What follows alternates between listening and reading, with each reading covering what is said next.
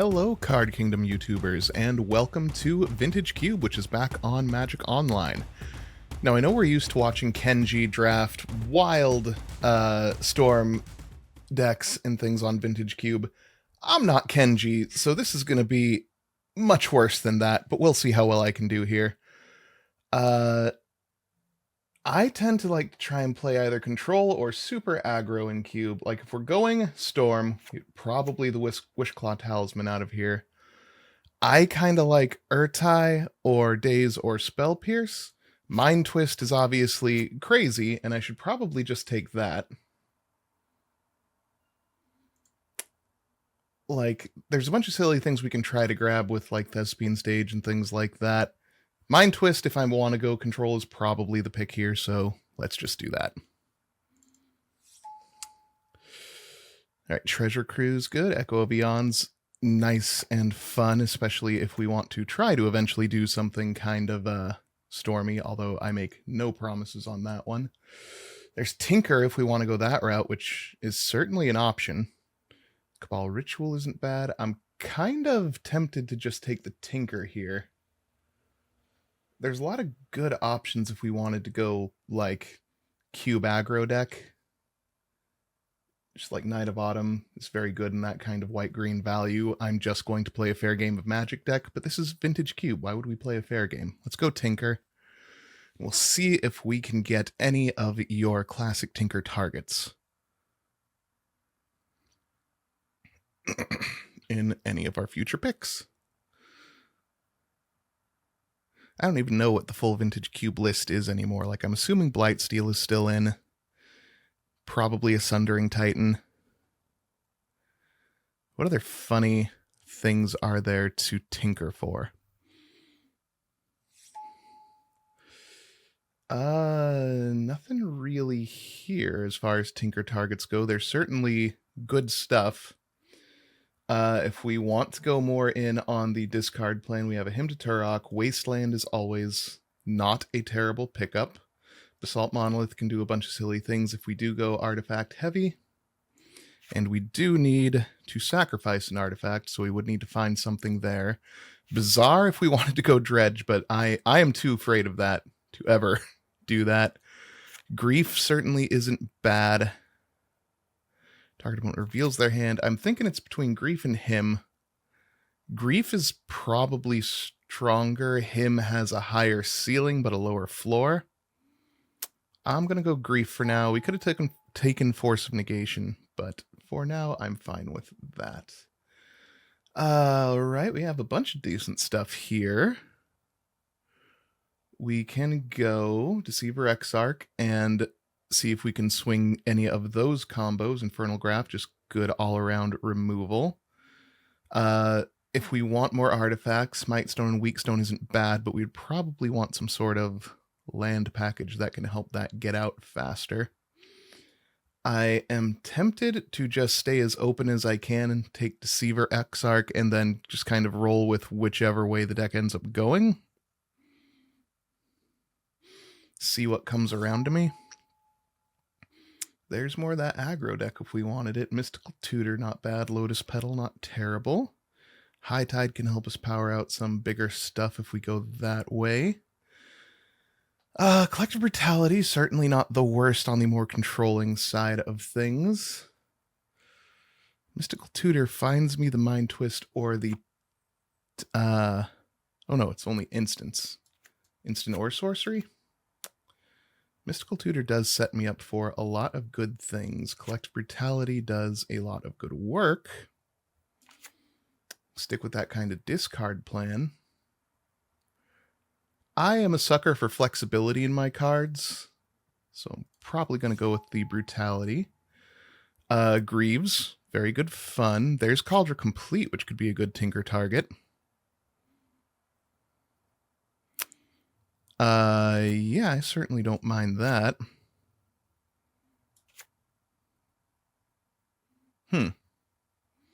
Cauldron Complete or Lightning Greaves are probably the picks here. There's Tendrils if we were going with Kenji's Storm deck, which I'm sure he's shaking his head sadly right now whenever he's watching this that I didn't go for it. I'm sorry, Kenji. I don't have that kind of head math to be able to do Cube Storm and do it any kind of justice. I'm going to go big here and go Cauldron Complete. Golos is good fun, although I'm not sure we have the land base to really take advantage of it quite yet. We could certainly build towards it if we took it. Thieving Skydiver, certainly not bad. I kind of like Thieving Skydiver as a sideboard option. Stuff like Chart a Course is always going to be kind of good. Bone Shards isn't terrible if you have the deck for it. For now, we're going to stick with Thieving Skydiver. Confluence is pretty good. Batterskull is like, we already have Cauldron Complete. I don't think Batterskull keeps up in Vintage Cube quite as well unless you are playing a deck that can really take advantage of it.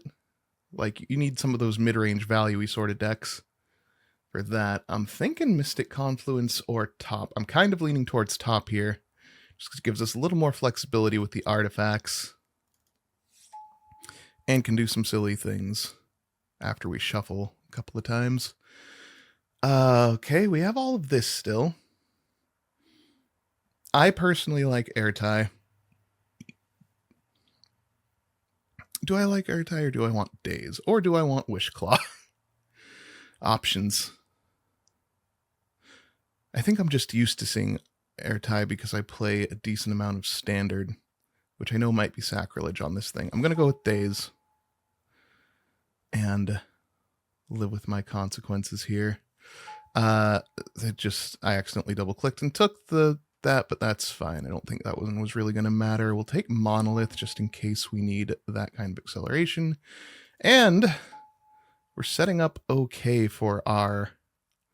I don't think we're actually going to use High Tide, but it's the only thing really in our colors at the moment. Anyway, yeah, we're taking Mightstone and Weakstone.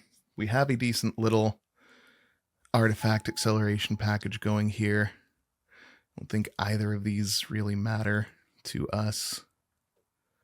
We still have Deceiver Exarch if we ever see Splinter Twin or Zealous Conscripts or any of that.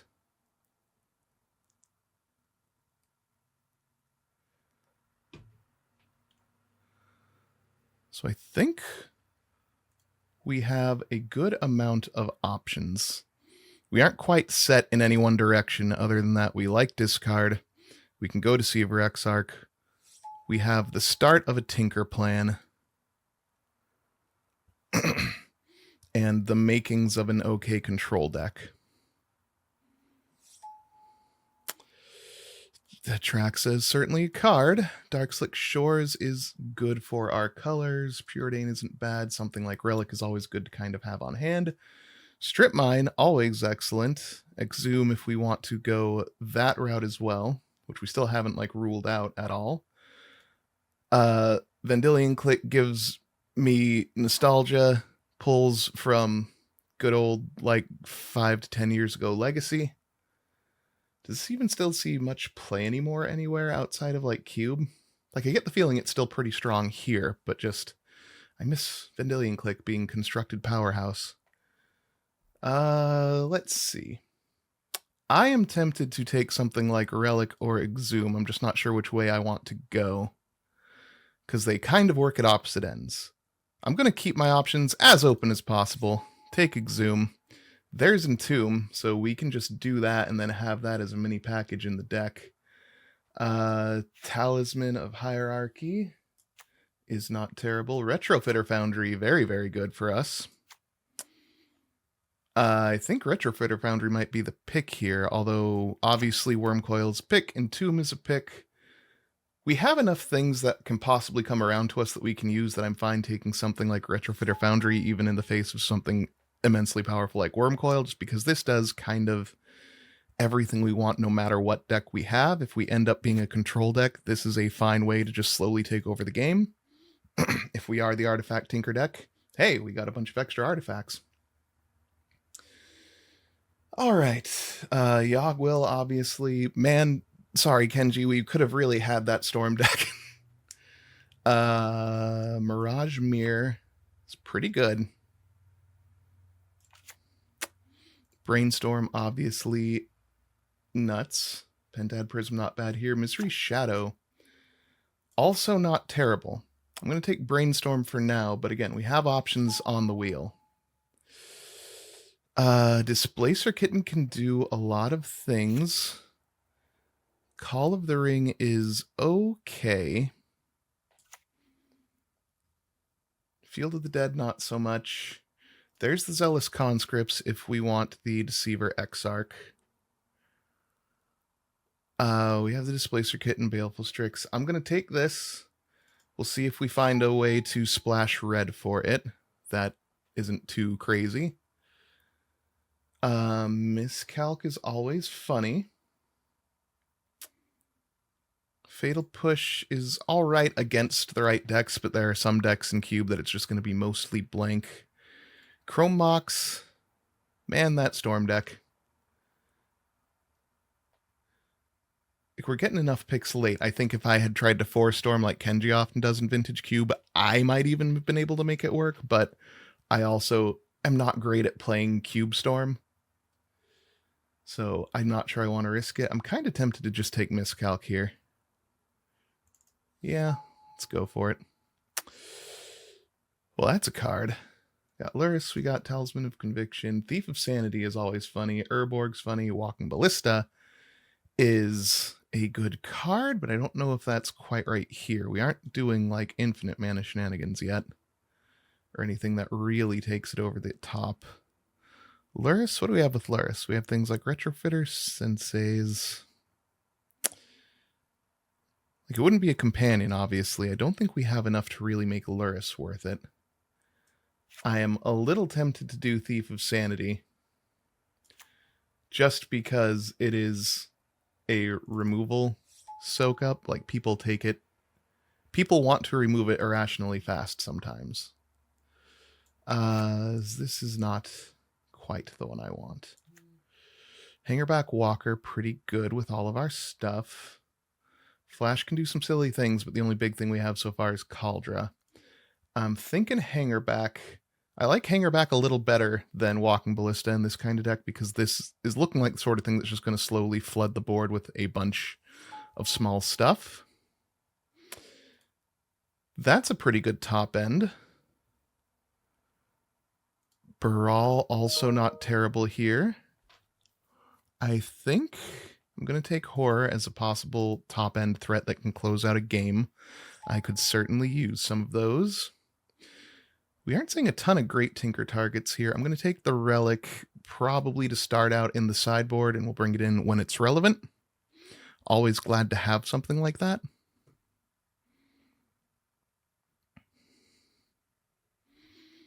I should start taking some actual fixing sometime soon. Hey, there's that Worm Coil.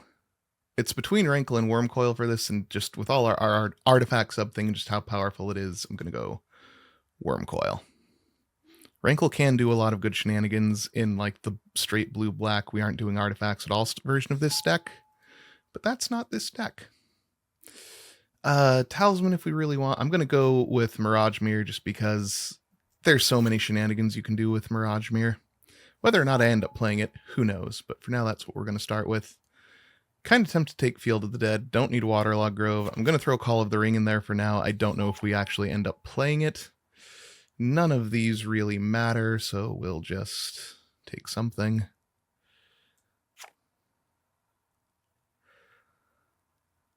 Like, having the ring tempt you is actually surprisingly powerful.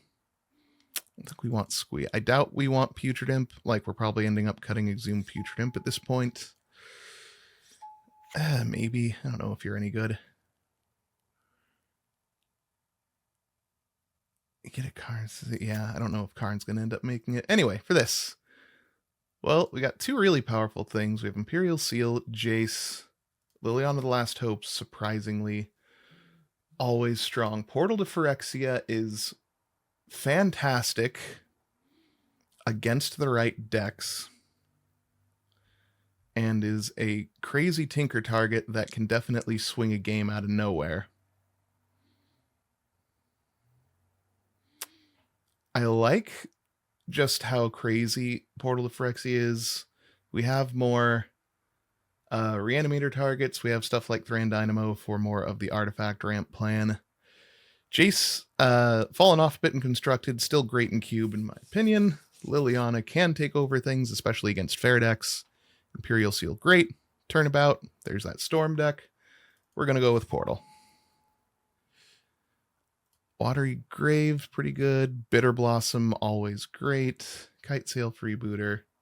More Storm cards. Oh, that's fun. Do have a decent amount of kind of like slowish ramp to get there. Tempted to take that. Stuff like Bitter Blossom, I probably should take. I'm going to go big and end up regretting it. Hey, Storm. Rafine's Tower isn't bad for us. More Reanimator cards. Fairy Mastermind, pretty good. More Reanimator cards. Emery? Are we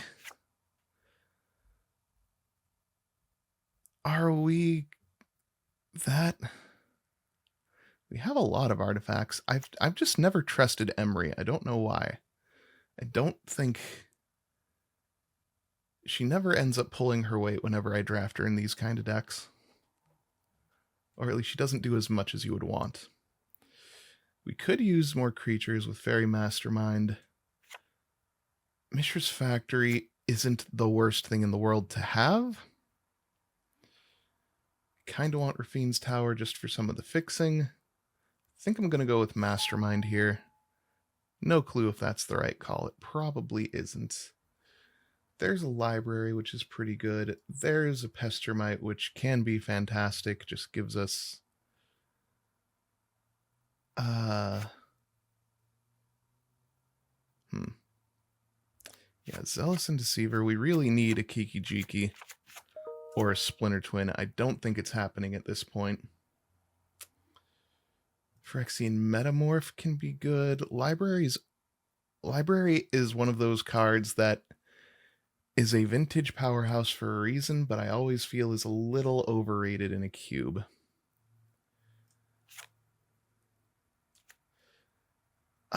Yeah. I'm gonna go with Metamorph here.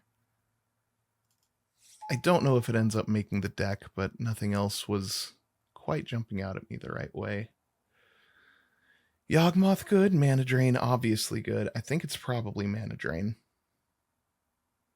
Thirst for Discovery, pretty good, obviously. Everflowing Chalice can do stuff here, but yeah, we're just gonna go with Mana Drain. It is pretty... Oh my. I think we have enough artifacts and enough high-end artifacts to justify running Mishra's Workshop. Obviously, Shieldred's great. Torrential Gear Hulk, we're gonna wield something from this deck. I doubt it's Torrential Gear Hulk or Treachery. Gonna go with the Workshop. Well, that's not a terrible Tinker target. Scarab God also very good. Ulamog can't quite tinker for. Yeah, let's just go with Tinker target. We're going to cut some of this down, obviously, a little later.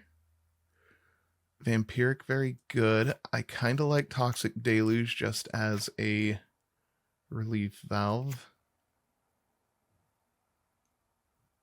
Mana Leak can be good. I'm going to take Toxic Deluge. It's probably going to start in the sideboard. I don't really have a lot of actual direct removal here. I'm mostly just making people deal with my big stuff is kind of my form of removal. We'll take Liliana if we do go up against a fair deck. What all do you do again? Deals combat damage to a player. Fallen Shinobi seems very good. I don't... yeah. For now. Hexmage can be good. Snap can be very good. Freebooter. I don't know if any of these end up making the deck. Sure. For now, we'll just sideboard Freebooter. I'm also going to start sideboarding Exhume. Can take Factory. Can take the Tower. Should take Emery at this point. Sure. I still don't trust it, but I will try it out for at least a game. What else aren't we actually going to need? probably don't need Call of the Ring, but we'll stick with it for a second. Deceiver Exarch, still not the worst thing, but we aren't going to end up, I think, going with that plan at all.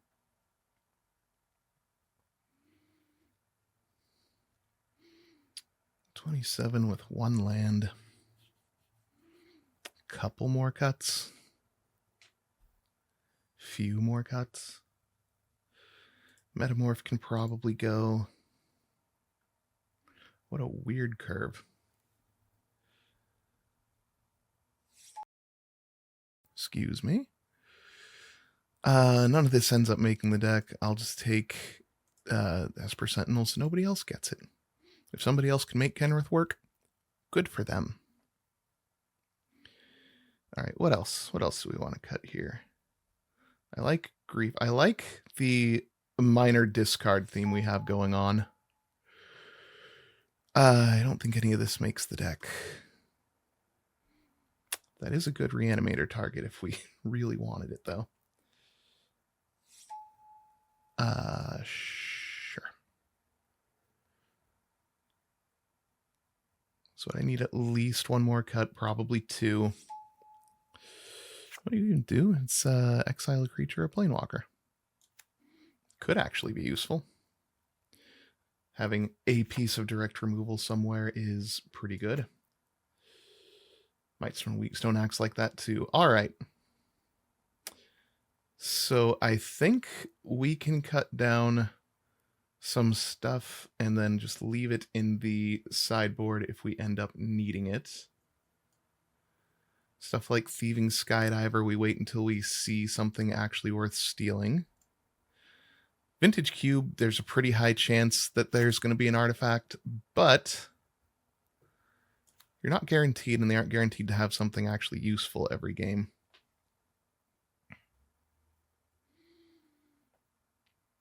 So it's 26, 25, 1 or 2 more cuts here. Stuff like this is probably wishful thinking. I mean, we do have, like, Basalt Monolith, Mightstone, Weakstone, Mirage Mirror sitting around. We have things that can get us there. It's just whether or not it does. I like these as my high-end targets for Tinker. And we have stuff like Retrofitter Foundry, Divining Top, even Mirage Mirror Monolith for a quick Tinker. Wormcoil also obviously not terrible. So yeah, like I feel like our high-end artifact plan is certainly not bad. Hangerback might be a little too slow here. Like if we didn't have Retrofitter Foundry, I definitely want Hangerback, but on its own, Hangerback I think is okay, but a little clunky.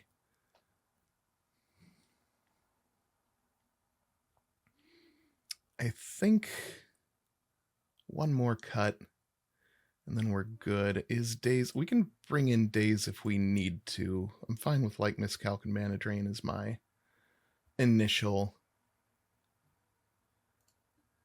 package of counter magic there. 9 and 7 seems right. Yeah. All right, so this is the deck we are going to take in.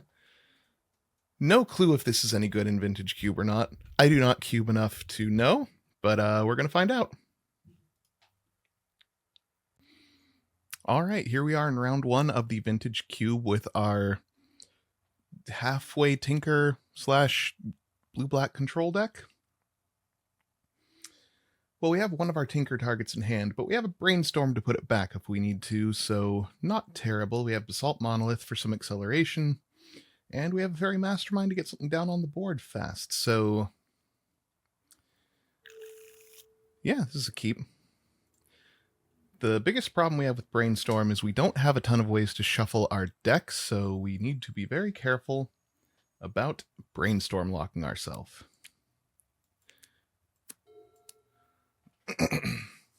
This is definitely not a hand or a deck where you just fire off a turn 1 Brainstorm. Oh dear, a mountain. If they are super aggressive, this could be a problem. We have some answers to being super aggressive, but we aren't most set up for it. So if this is just red burn, we may be in a little bit of trouble, but if they're just playing lands and biding their time, that works for us. Well, whenever we do find that Tinker, that Brainstorm is going to come in quite handy. But for now, we just pass the turn back, and on their end step, we will play out our Fairy Mastermind.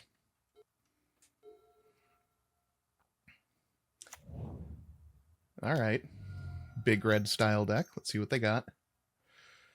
Chandra Torch of Defiance. That is going to be interesting, but not insurmountable. Fairy Mastermind is actually going to do a decent amount of work here for us. Sulfuric Vortex. Oh my. So this is definitely just like straight up burn.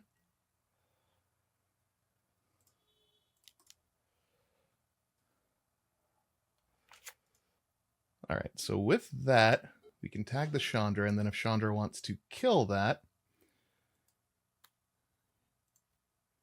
she will have to sacrifice herself to do so. There we go.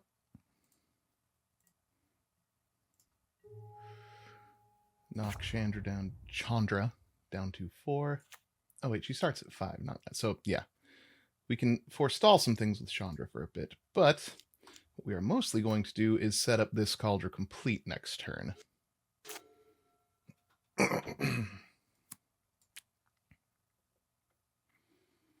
See if they spend a card out of their hand to kill the Mastermind, or choose to minus Chandra. So not minusing Chandra. Chain Lightning. They could easily cast Chain Lightning at the Mastermind. Or at my face. Either one seems fairly bad for me. Alright, so Chain Lightning is what they're going to use to get rid of the Mastermind. I am fine with that. I will not pay double red to bounce it back. We'll see if this Cauldron Complete sticks long enough to be useful. Oh, we got stuff to do here. Well, now it's a question of which one. It's 5/5, first strike, trample, indestructible, haste. I think the haste wins here. Wormcoil doesn't have that, so haste can immediately kill Chandra. So we will tap out completely to Cauldron Complete. Hopefully they don't have an Abrade or some other red artifact destruction.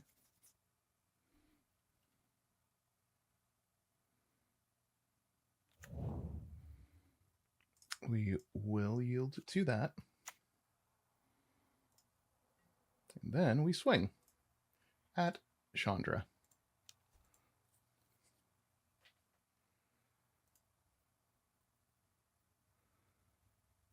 So unfortunately, it is just the Germ that has indestructible and not the equipment. Okay, so they are not straight up red burn. They do have something to play that plateau for.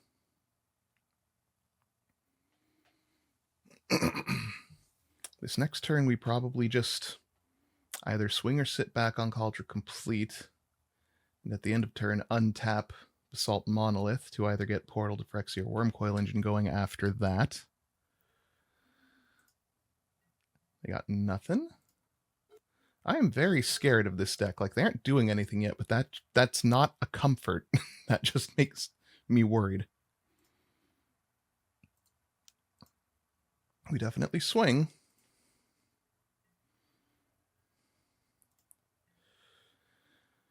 We have our choice of terrible things to do to them next turn. What is going on?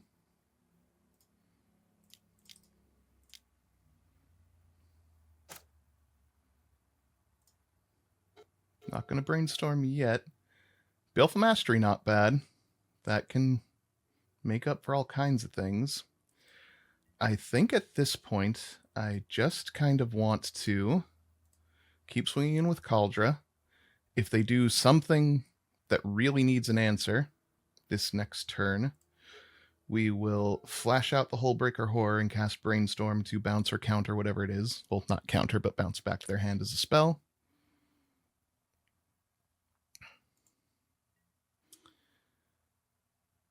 But other than that, I'm not going to show off anything I don't have to.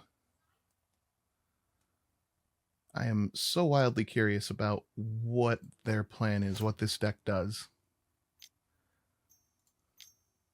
On my upkeep,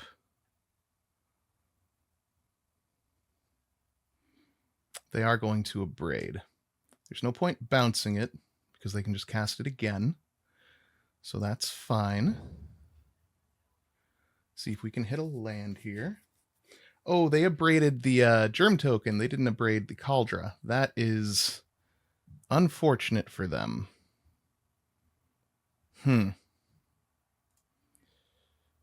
I mean, that had to have been a misclick. All right. So, unfortunate misclick on my opponent's part, but we're going to get sideboarding in a second here.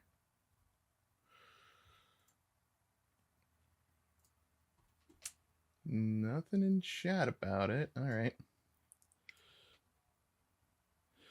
All right, so against mono-ish Shred Burn, we have no idea what the plateau was for. There is some utility in bringing in Daze, especially if they have an early Sulfuric Vortex or something along those lines. Didn't see much for Thieving Skydiver.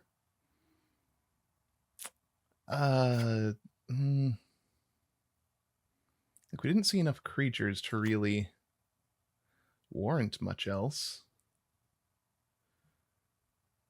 And we didn't see much out of their graveyard, so I think it's just the Daze. I might cut the Brainstorm. Although it would be really useful if we draw Tinker and have our big things in hand. So Brainstorm does have enough utility to do stuff. Hullbreaker Horror could have been very good in a spot there. Ugin is obviously pretty powerful. Guess I'll cut the Call of the Ring for now. That's probably correct anyway. I should probably just change the deck to that to begin with. Have Daze in instead of Call of the Ring. That feels more correct. What do we got here? We have the Fairy Mastermind start again into Mirage Mirror. We don't have a Basalt Monolith to power us out to the Wormcoil engine. I'm still willing to keep this, especially up a game and not being sure what their deck really is meant to do at all yet. We know they have a Braid, so we can't count on anything of ours lasting too long. That is very interesting. Cauldra is, or actually the Triplicate Titan is going to be the best thing we have there, but we now are on track for a turn 4 Triplicate Titan if we sack the Mirage Mirror. Could have used one or two pieces of a little earlier artifact ramp, like one of those talismans or something. But we still aren't in a terrible spot here.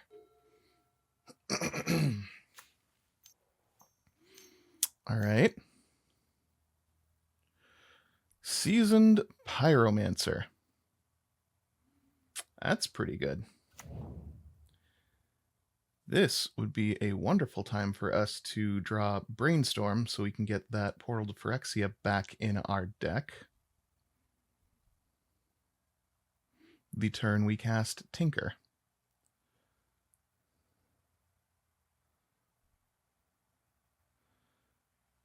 All right, so they're going to get a 1/1, discarding a mountain and a burst lightning.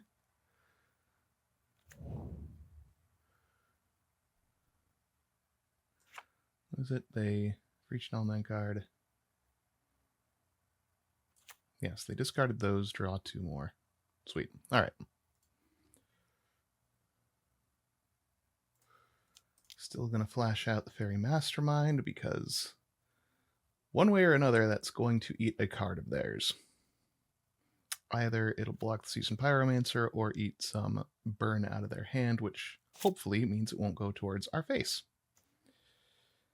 Well, no magic. Yeah. No magic Brainstorm off the top, although there's still a chance for that.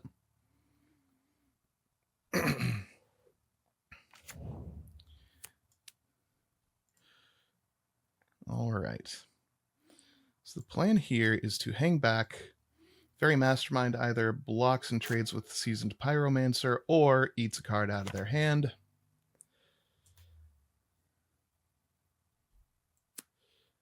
And next turn, we can tinker away the Mirage Mirror to grab Culture Complete, or more likely the Triplicate Titan.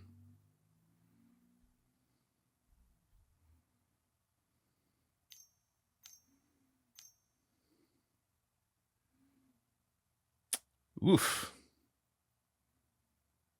All right, yeah, we need something to answer that pretty quick. Triplicate Titan it will be, I think.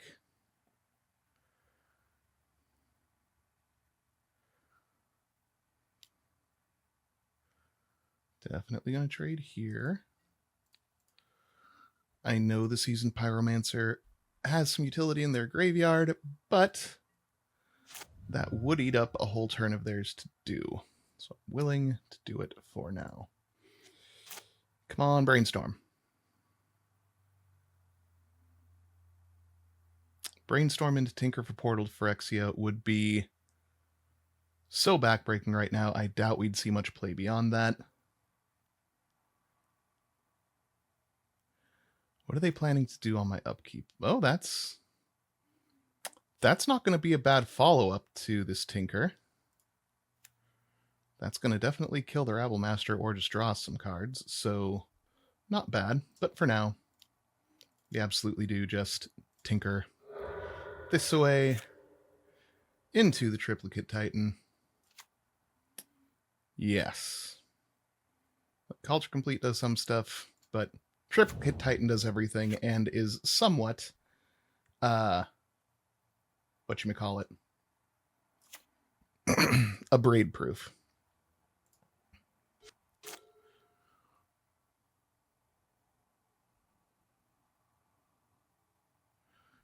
Please do not have Swords to Plowshares or Path to Exile, although either are actually not terrible for me right now.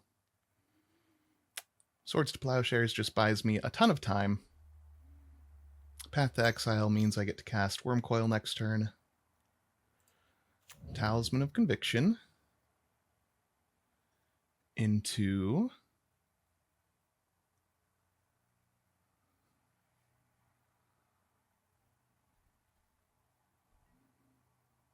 nothing yet.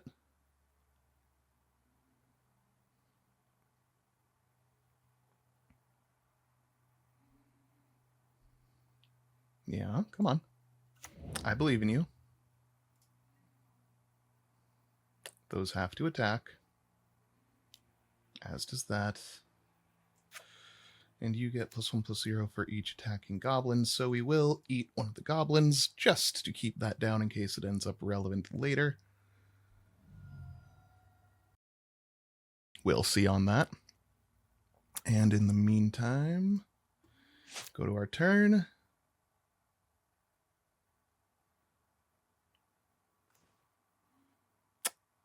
Grief also not terrible here. They still have 4 cards in hand. I still think I would rather get the Mightstone and Weakstone down just because that starts to unlock so much more. We're going to start with this attack though. Triplicate Titan is kind of a really good card once you get it down on the battlefield.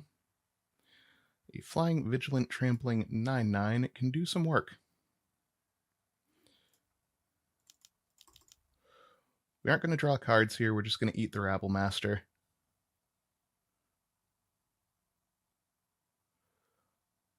Then next turn we can Wormcoil. And if they're still in this after that, they have a Wrath or a Farewell or something.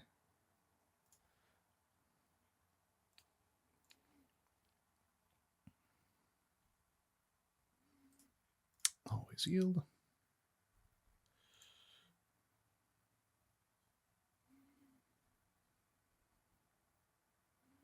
All right, so 2 mana away from casting Portal to Phyrexia, which would be insane.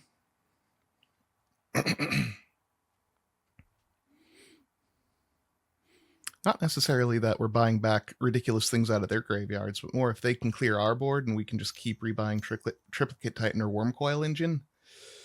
I don't know what they do about that. They are incinerating my face. I agree. Wormcoil Engine is probably going to be lights out. The lifelink on that is bad news for a deck like theirs.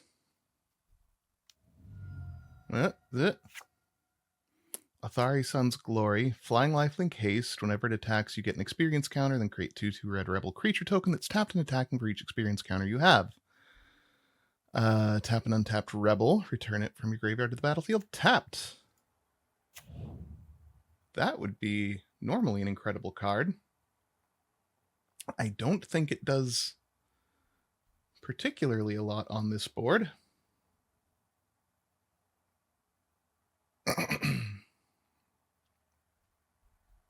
How much does it cost them to bring it back? 4 mana?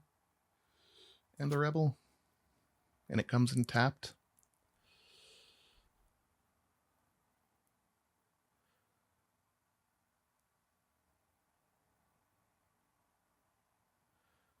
So, I mean, that does block some of the damage from Triplicate Titan. Doesn't really buy them a draw step much or anything, though. Just the way the combat clock works out.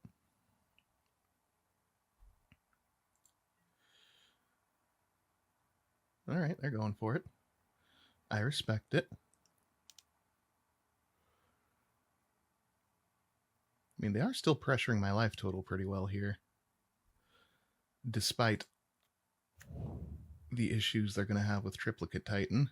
They're going to hit me for 4 this turn, down to 9.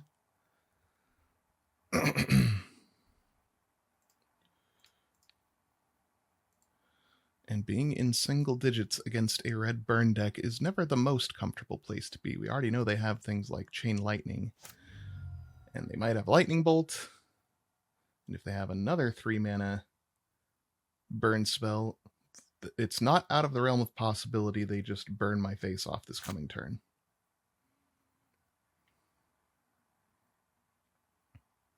So the question is the smart play Wormcoil Engine and lean on the lifelink so that they can't attack? Or play Grief and read their hand and just sit on the 9 life?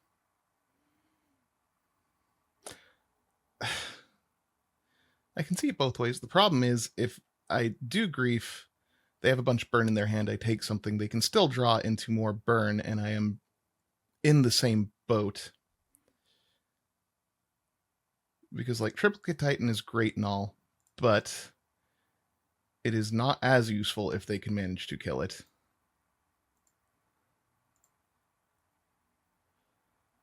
So we hit them down to 4. I think we just cast the Wormcoil Engine here.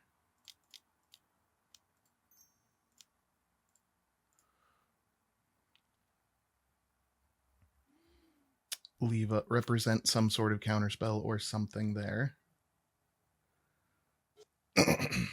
We have 2 crazy blockers, one of which puts me way out of reach of any burn.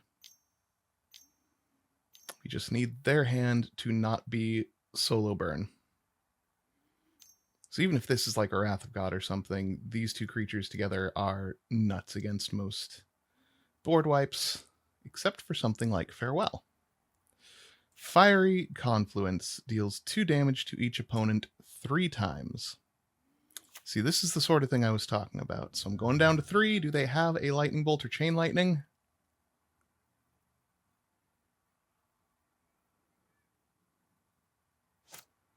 Fire blast. That'll do it. That's how red deck wins against a board like this. All right, game 3. Grief might have pulled me out of that there, but still a maybe. Because if I take the Fiery Confluence, it just depends on what that 3rd and 4th card in their hand was. Grief was probably a slightly more correct call in that situation. Like, not looking at the results. Obviously, Grief probably would have pulled me out of that game, because taking either one of those 2 cards severely limits how much damage they can do to me in a single turn. Huh. It is an interesting question. I think... So, I don't have any black mana, which isn't great. Can't cast Thief of Sanity. I'm lacking a 3rd mana, so I can't cast Basalt Monolith. But I have Mana Drain. And Mana Drain unlocks pretty much anything, especially if I can get some, like, a decent-sized spell. I can cast a very quick Wormcoil Engine, or possibly even something like Ugin, which is crazy, but I think Wormcoil Engine might actually be slightly preferable against their deck. 2 hits with Wormcoil Engine gaining 12 life buys me so much time against a burn deck. So many extra draws.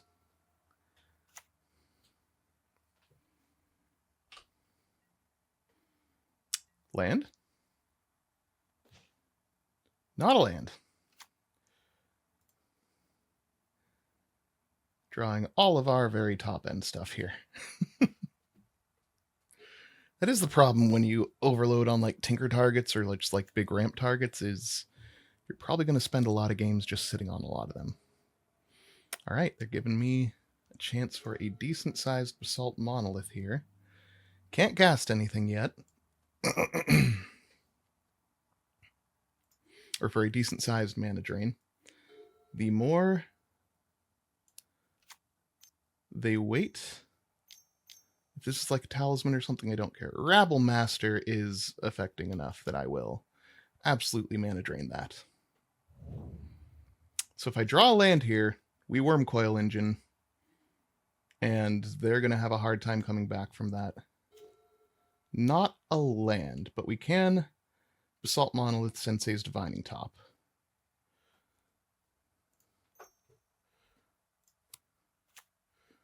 And we will be able to spin the top immediately. And if there is a land, we can flip the top right now. Or we just take a Mishra's Workshop and call it a day. First card will be the last card on the thing. So we do want access to that black mana eventually.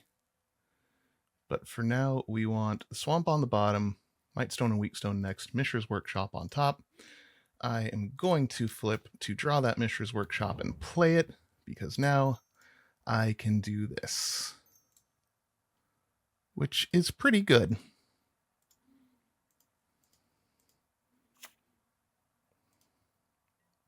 All right, burn deck. Let's see what you got. Any number of exile removal they can have with that white mana. A Braid does slow down things a lot. Seasoned Pyromancer is going to draw them cards, which could find them a better answer. But for now, I'm just going to be crashing in as much as I can.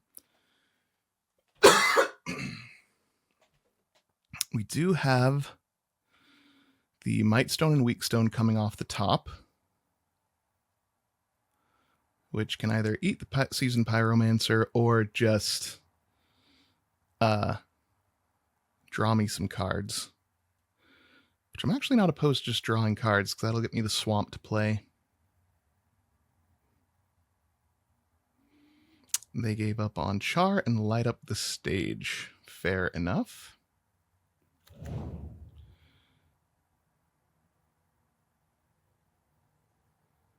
So I need Smash or something like that. One mana that can kill an artifact, which does exist in red. Oh, that's right. The top's going to be on top, isn't it? Okay. That is fine. Not a ton I can do about that right now. It's only to cast artifact spells, so you can't even use this to activate abilities, which would be sweet, but not happening right now. So we're just going to be leaning on the insane power of a Wormcoil Engine. I'll still top at the end of their turn. I don't know that I would want to draw anything else in this board state other than that Might Stone and Weak Stone. But, you know, we'll see what we see.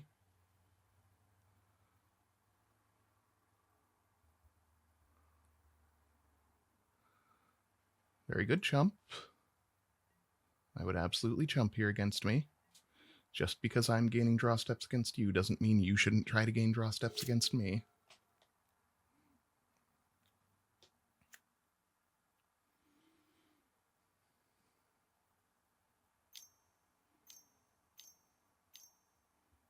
Oh, there's Chandra.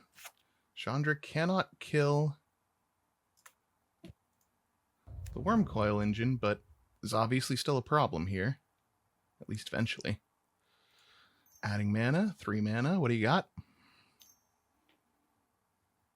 There we go. That's a good card against Wormcoil Engine. Glad we got one hit in off it. Gained the 6 life. And they're just leaving back chump blockers, which seems correct. So, oh, I forgot to spin the top. Oh well, that's fine. We can absolutely still spin the top at the end of this turn.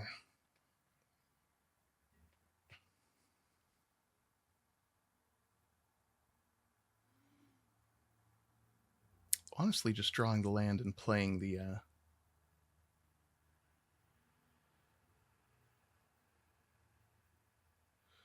yeah, you know what we can do? We can draw this card, which knows the swamp.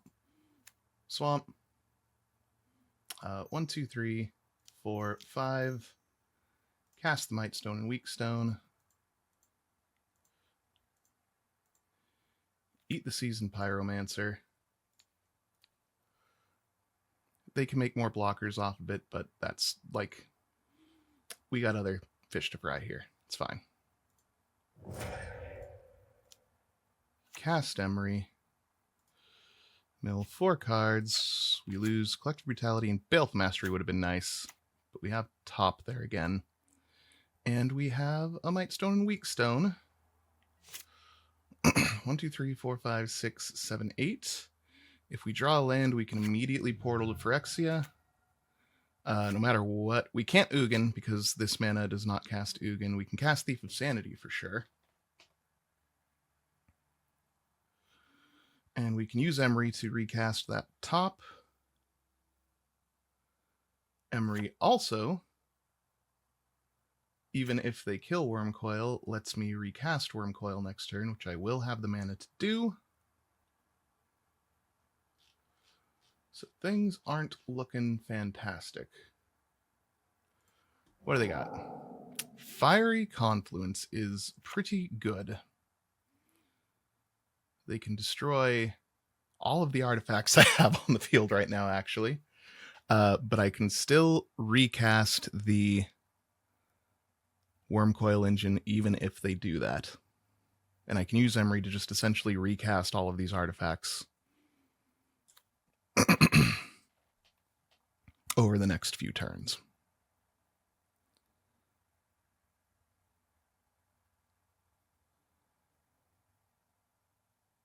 And even if they kill the Worm Coil Engine, I still get the 2 little Worm Coil Engines, so Fiery Confluence would seem to be a fantastic card here, but I don't think it actually does all that much. You can absolutely use it to just kill Emery if they wanted to, but nope, they're going to go with this, which again is pretty fine.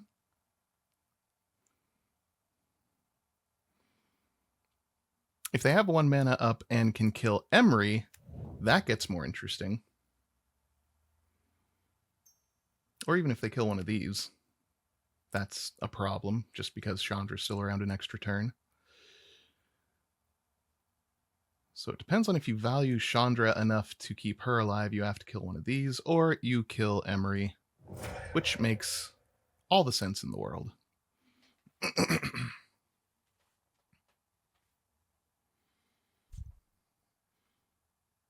Fury. Okay, that's fun. They exile Incinerate. They can't go to face, but they can definitely kill one of these 2. I mean, you kill the Death Touch one right now just because Lifelink isn't doing anything with the Sulfuric Vortex. If they do have some big monster in their deck, the Death Touch can at least stand up to it for a while. Yep. They are down to 1 card in hand, though. I am down to 3 mana to cast non-artifact spells, 6 mana to cast artifact spells. We're getting somewhere slowly. 7 mana. Once I get to Portal of Phyrexia, it's very much lights out. We are going to once again attack Chandra, so if she wants to kill either this Worm token or this Thief of Sanity, she will need to sacrifice herself to do it. Meanwhile, Sulfuric Vortex does not discriminate. What do we got? We could very well just have a burn spell and then Chandra to kill something and we're just staring at each other, which I'm also fine with because I'm still winning the Sulfuric Vortex race by a decent amount at the moment. Nahiri's Warcrafting is interesting. I can't get rid of that. It's just there. It's not revealed. So, what do they find with Nahiri's Warcrafting? They get a look at the top 3 cards, exile one of them, and they may play the exiled card this turn. The One Ring. Well then. That's fun.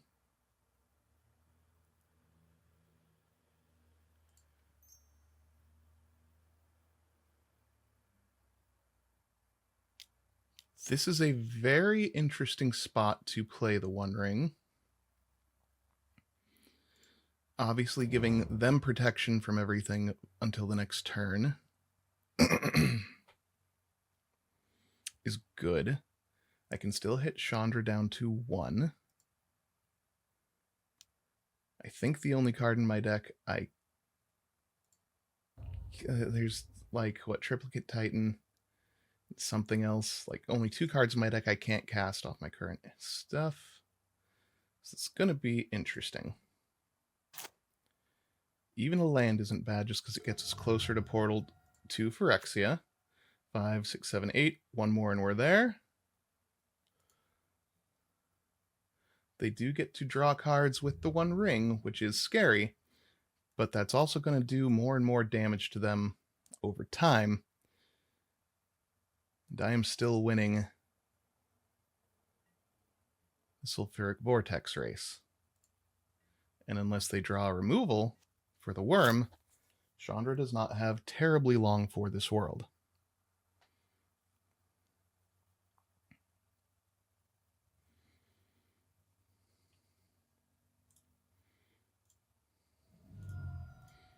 So per yields, they go down to 13. They're taking a lightning bolt a turn off of their own permanents. They're going to exile the top card, which is a firebolt. They do have the mana if they want to firebolt and firebolt again to take out the worm. Which might not be terrible. Okay, they're going to my face. They have 2 other cards in hand.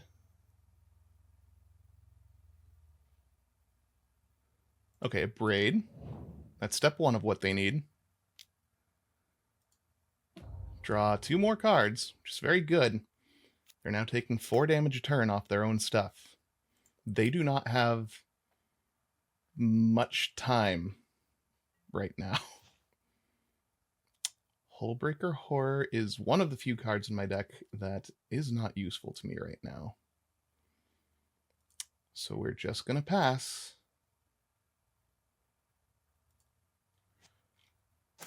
Let them take 4.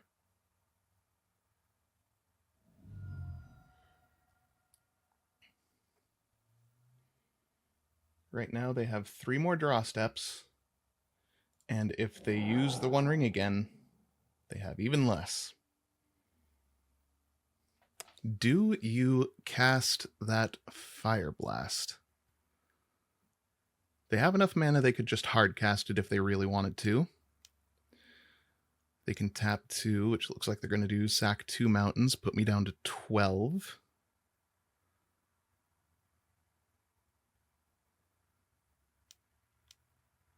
Okay, no, they're going to go for the hard cast. Still put me down to 12, but not doing much else this turn. Presumably. I think they still have a land drop. If they activate the One Ring, they're on a 2-turn clock on themselves. Alright. You draw a bunch of cards. You have 2 turns to use them.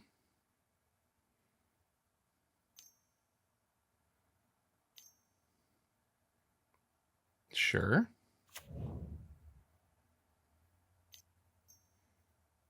And a Bomat Courier. Certainly. Well, that at least gives the Portal to Phyrexia something to get sacrificed if I draw land.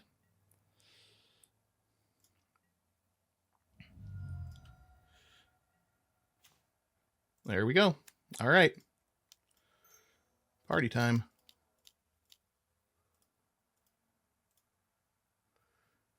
Worm Coil Engine comes back next upkeep. I think that's the best target here. Yeah. Yeah, you're not a creature. There's a Fury. Fury could actually be pretty silly. Fury does let me just kill Chandra without any hassle. They're down to 5 minutes left in the game. But again, they have 2 turns to do something here.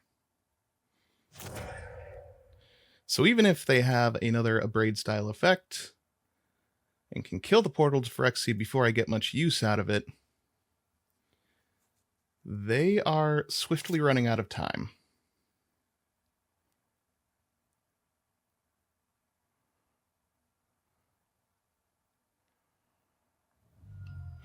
Down to 4, no matter what. Unless they can get rid of these 2 permanents. Or one of those 2 permanents. This is their last turn. However, they are a red burn deck with a ton of mana and 8 cards in hand, and I am only at 9. There is every chance in the world they can do this. It's just a question of how.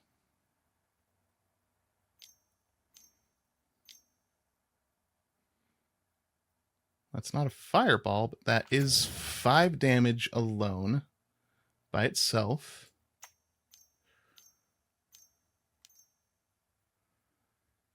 And that is another 5.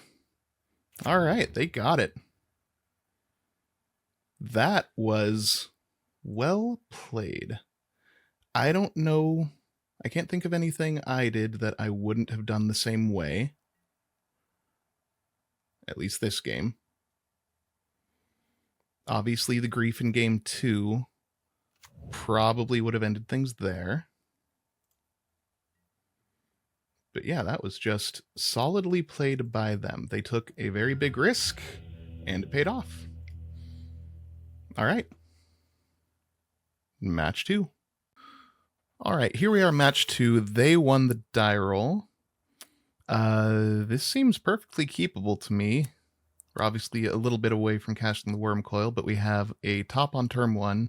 We can hold up a miscalc on 2. We know we have a brainstorm if we do end up drawing that tinker. Or if we, just need to brainstorm.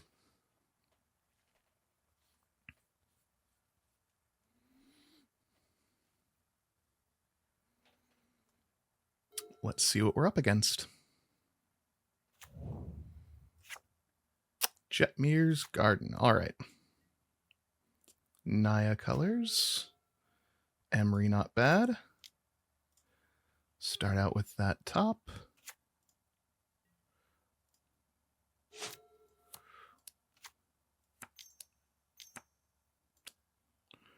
They go to a Talisman of Progress, sure. That is that Yahtzee? That's not quite 5 colors yet, but it looks like they are heading that way. Definitely want to hold up this here miscalculation. More mana is good. We just want to build our way towards some of our big dumb stuff.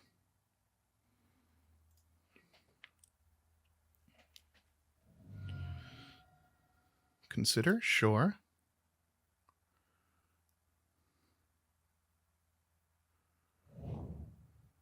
No surveil.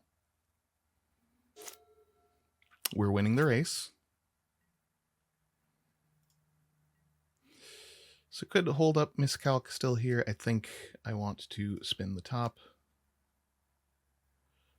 Oh, I did forget to do the other thing, didn't I?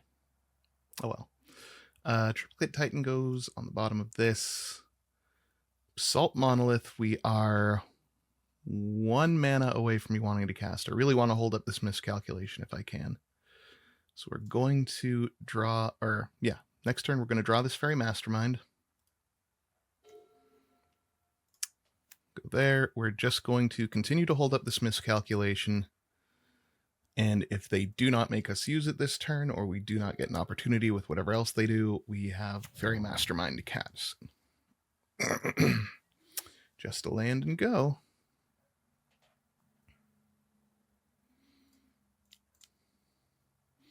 Cast our Fairy Mastermind. I did forget to switch out Call of the Ring with Daze. Should do that. So they're fetching another Triome. Still no black mana.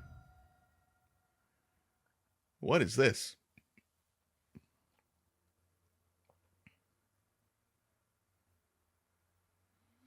Is this Cryptic? Cryptic. Counter target spell, draw a card. Fair enough. Still spin. We are going to keep hiding that Triplicate Titan for now. I want to draw the land more than I want the Basalt Monolith quite yet. Although we can just do this now.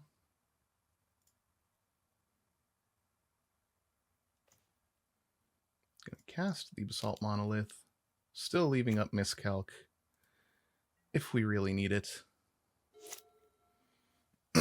We know we're drawing the whatchamacallit top. And if they do not make me do anything with this Basalt Monolith, we now know we're staring down a counterspell deck. So things get interesting. So we're just going to top. We're going to use those 2 artifacts to easily cast Emery. I know that means we're getting rid of the Triplicate Titan. And a bunch of lands, so that worked out. 1, 2, 3, 4, 5, 6, 7, 8. We're only 1 mana away from being able to cast Triplicate Titan out of the graveyard. We could try to cast Worm Coil, but I don't want to walk too hard into a counterspell if I can help it.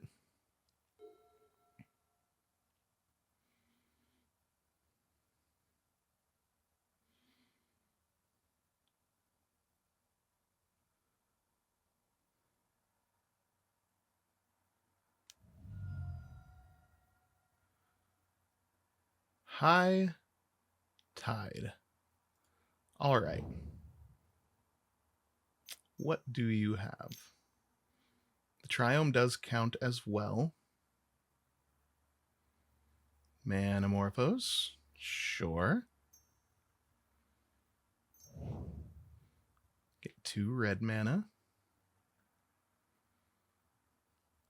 If I can miscalculate something that they're going to cast off a High Tide, I am going to be so happy. I'm less happy now.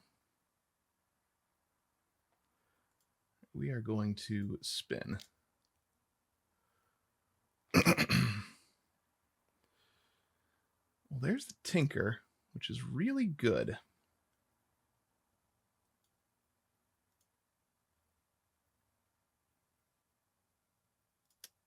Kind of did that slightly wrong.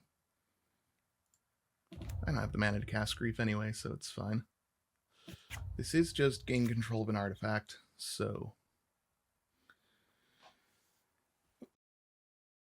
Okay, they're just targeting themselves.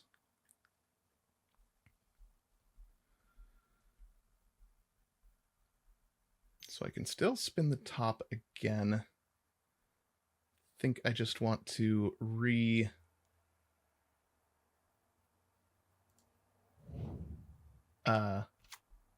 order things to get Grief on top to potentially pave the way. Well, this is interesting, isn't it? Do I miscalc now just to make them tap out a little weirder?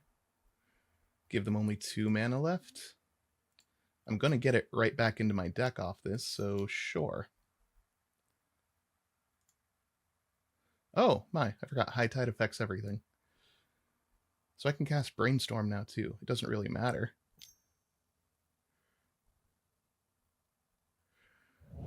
The only thing that is doing is giving them just slightly less mana to work with. And that extra mana can be used to spin the top.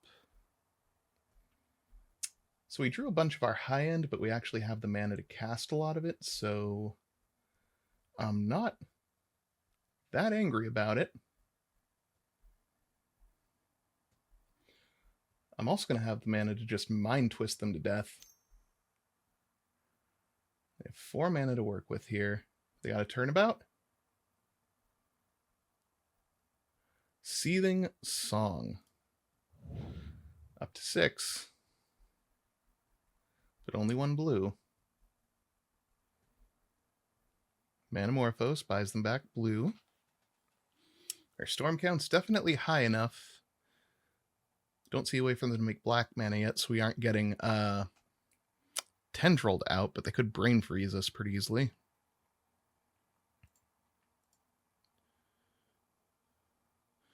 And storm count is now sufficient to make that work.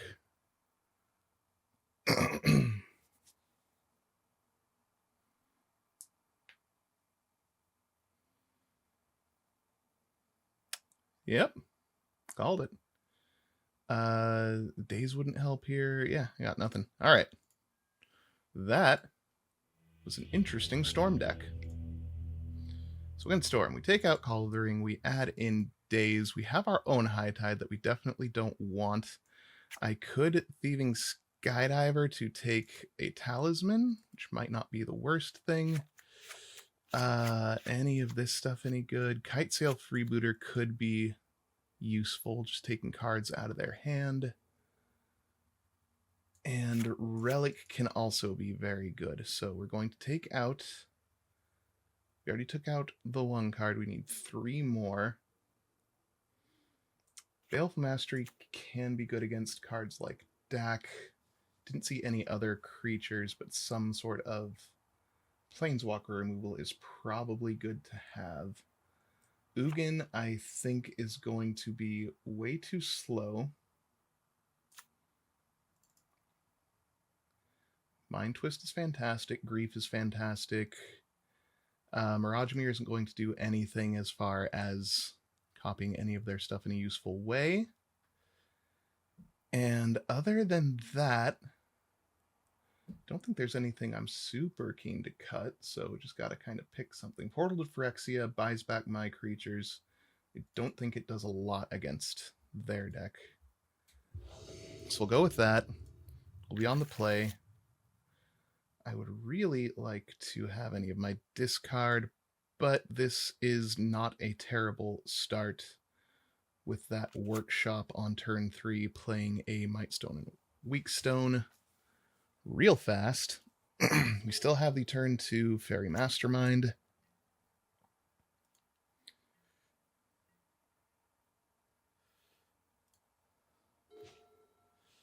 That's not bad either. That can certainly do a lot, but we'll be able to cast it next turn anyway. So for now, I am just going to still leave up the Fairy Mastermind.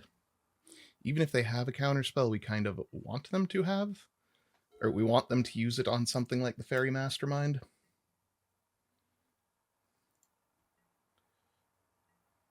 So we can cast slightly scarier things. Excellent.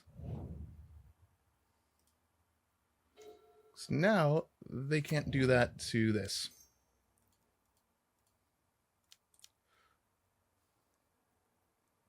Unless they have Force of Will, Force Negation, I think is only instant sorcery, so never mind there. I will absolutely draw 2 cards. Perfect. I'm going to use this mana to cast a Retrofitter Foundry. And don't think there's much I can really do. One, I can sacrifice a servo if I have one. I don't have a servo, so that is that.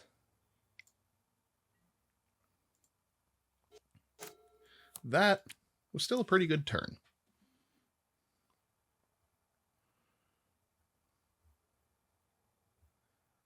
I have just buckets of mana, and they do not have another land. Oh dear. So we're going to start with something big and scary, which will be Wormcoil.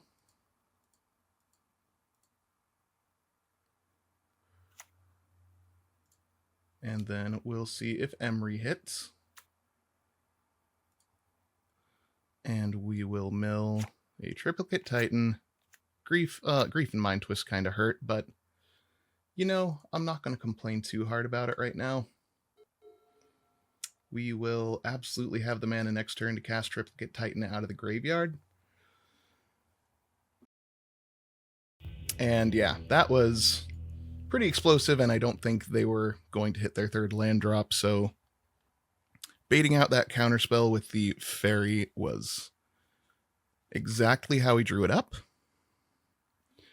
And then we were just able to play big scary things in a way that didn't look like it was going to end anytime soon.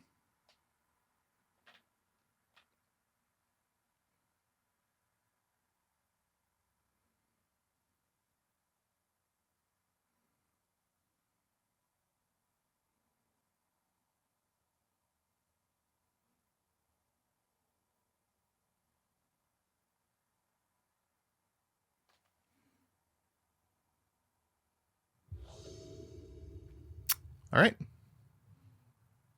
Game number 3 of match 2. Oh, this is so close to being really good, and it just isn't. 1 mana we can cast, or like Mishra's Workshop, we can cast Retrofitter Foundry, but we can't use the mana to activate abilities. It's only to cast artifact spells. And yeah, like this is extremely close to being good, but does just enough nothing where I gotta throw it back. We still got Mishra's Workshop into Basalt Monolith. We have a Baleful Mastery if they have a deck. This is much better. We're going to keep and toss back an island.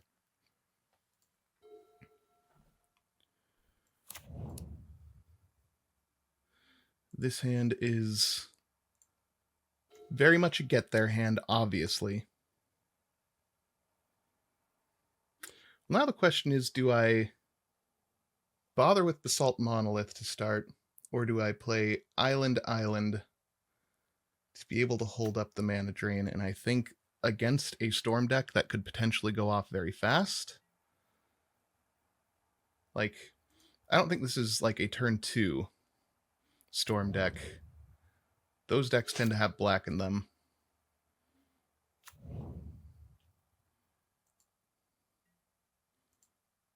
Because it's much easier to get like a Tendrils kill or something. The Mind Twist we like. We very much like the Mind Twist, but we need to build up a little more mana before we get there.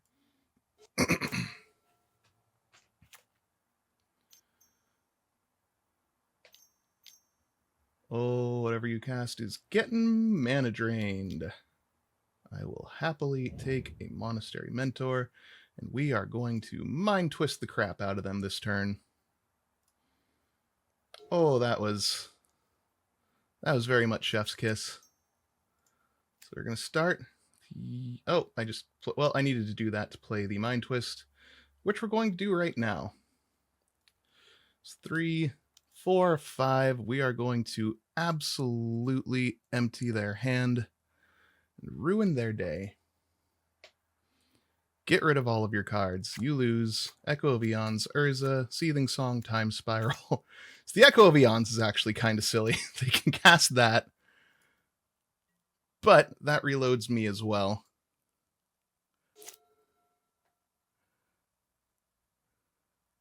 I'll still take it. I mean, they absolutely cast Echo of Eons here. There's zero reason for them not to. That means I could get back my... No, I didn't. I did get back Mana Drain, though, which is real funny. And an Emery. That's interesting. We'll just play this. And I think pass the turn. I mean, this hand builds straight to a Wormcoil engine, so it's not terrible. We can Mana Drain this turn if they cast something worth it.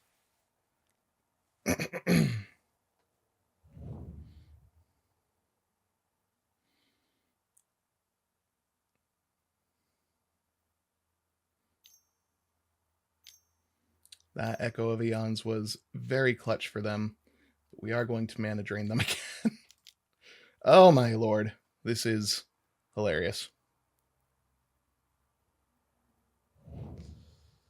Alright. I mean, that's Wormcoil mana. We're going to have 8 mana. We can Wormcoil and tinker out something scarier.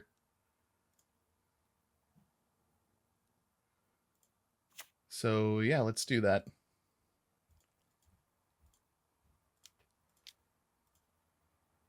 No, we're 1 off. I miscounted the math in my head on that. But we can Emery, which, why not?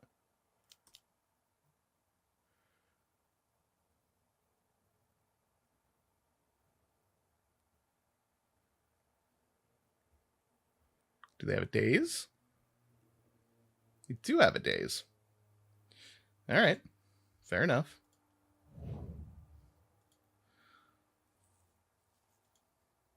Like, they are now in range of being able to go off. Although 4 mana for their kind of deck feels like kind of the low end.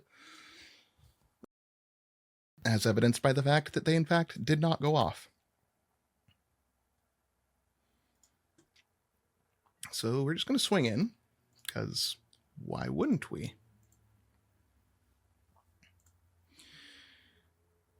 And then I do kind of think I want to tinker here. Let's see what we're going to draw. Thieving Skydiver's fun. Miscalc is huge. throw back 2 lands. Let's tinker away the worm coil. We'll make our tokens. We're holding up miscalculation if they have something crazy. Not even crazy, just, you know, cryptic, let's say.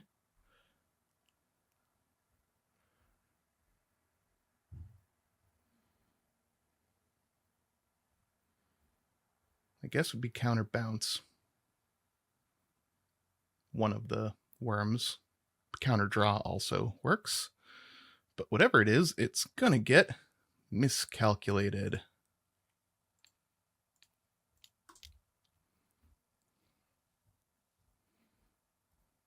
Do you have force of will or force of negation? They do not. Let us tinker out something silly, something fast, something that kills them next turn. They have to go off this turn or they die. I could have tried for something like Relic of Progenitus, I guess, was my best block against them trying to, because it very much makes things like Time Spiral worse. But there's no guarantee that it actually does anything. This is non-creature artifact. Just target artifact. All right. So I can steal the construct, which is hilarious. And I can grief them too. Good lord. Can I? I just need 1. So 1, 2, 3, and grief. Yeah, wow. All right, let's do it.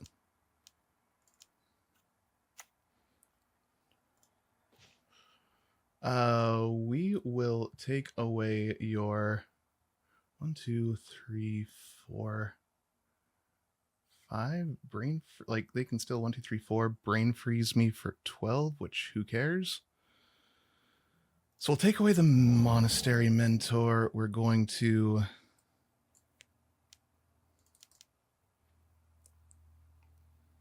steal the Construct token, which is much scarier in my hands. And we're going to swing with those 3. Urza must block 1, which will be the lifelink. And we know that their hand contains that to start.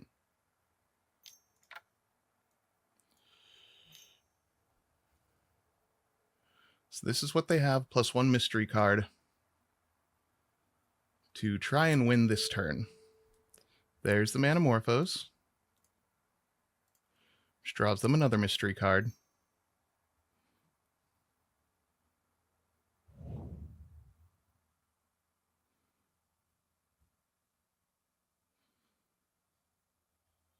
They need to build up a Storm 8 Brain Freeze to win this turn. So you'd be able to cast 7 other spells first.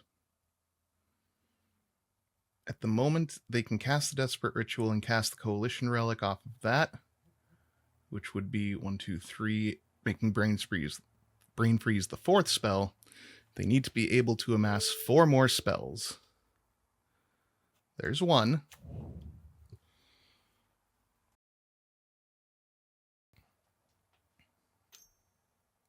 Here comes Desperate Ritual.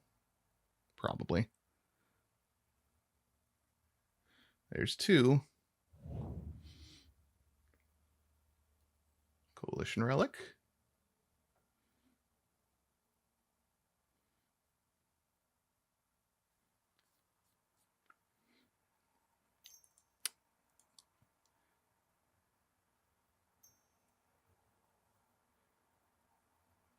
Five. What do we got? They could have Time Spiral, which would be terrible. Oh, they're just going to spin Urza. All right, this is a desperation play. So, Dream Halls.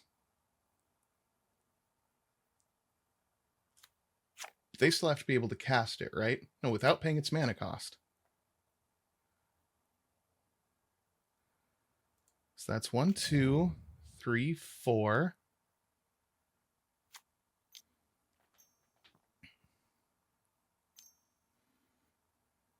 Five. But we know the last card in their hand is Brain Freeze. And that is not quite enough.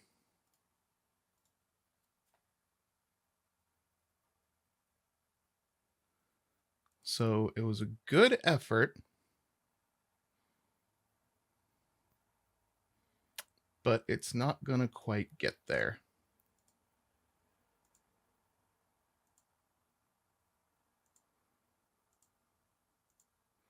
They were 2 spells short, which is very scary, but also a sign that we do occasionally live in a reasonable world. On to match 3. All right, welcome back to round 3 of this silly deck I have.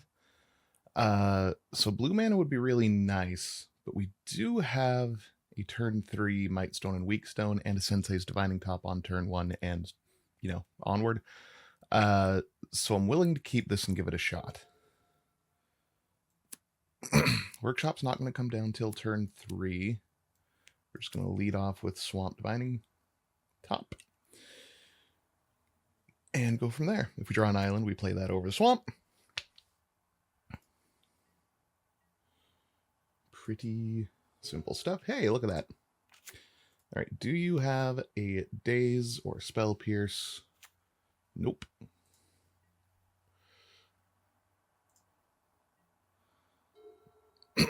So, next turn, if we get another island, fantastic. Talisman, fair. If we don't, we just play a swamp and hold up the Fairy Mastermind. Well, that's not an island.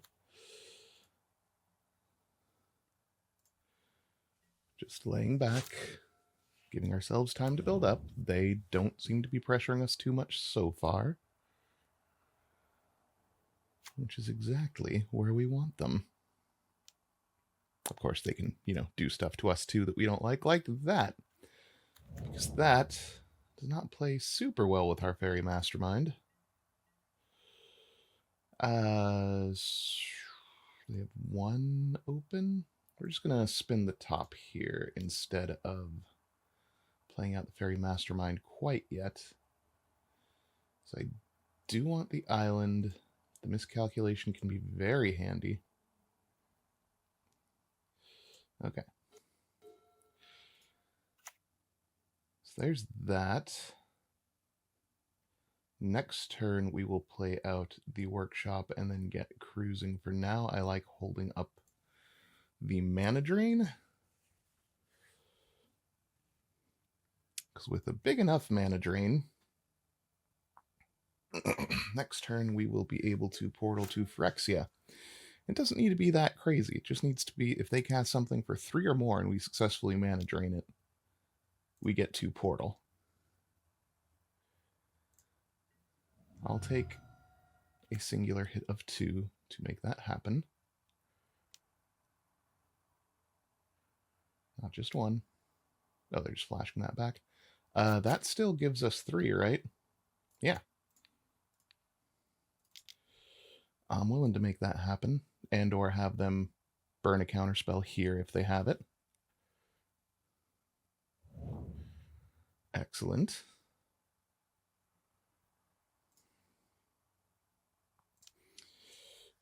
This is the annoying top thing where I already know the top 2 cards I kind of want on top. Yeah, I don't need the island next, so we'll draw the miscalculation. Not, the most relevant thing right now. So we get 3 mana from the mana drain.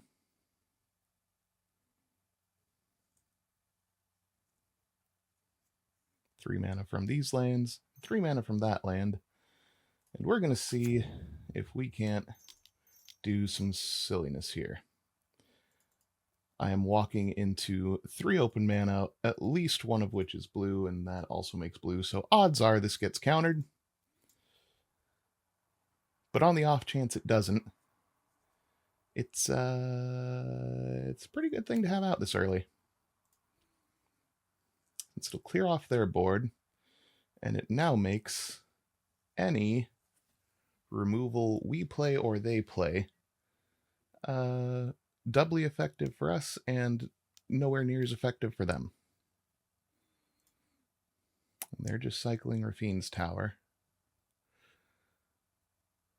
So I feel like we're in a pretty good spot. Because either they deal with this right now and spend their turn doing that, or this starts to slowly take over the game as I just do other things incidentally. Because if they play some creature now and its toughness is 5 or less, I just get to immediately kill it with the Mightstone and Weakstone, which they did not do, but that's fine. We're just going to play it right now.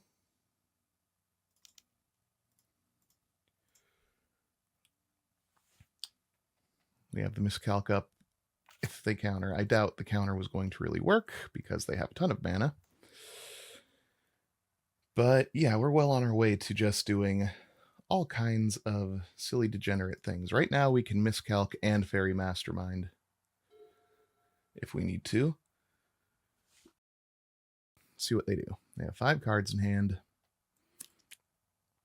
I can collect Brutality for multiple modes next turn if I need to.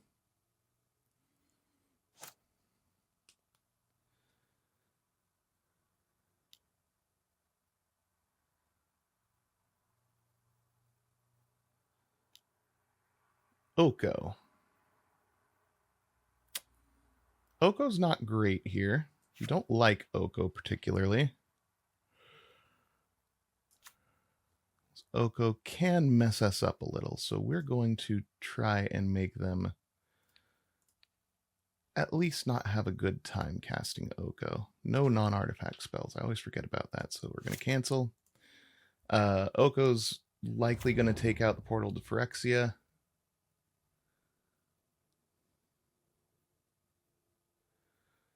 But then we'll likely die on the crack back to the Fairy Mastermind.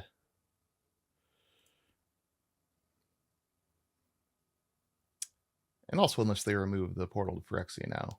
Like, I can kill Oko this next turn. Oath of Druids. I kind of have to miscalc that, right? So Oko gets to live a turn. Unless here is where they have... well, it can't just be Spell Pierce or Daze, because I can actually pay for that.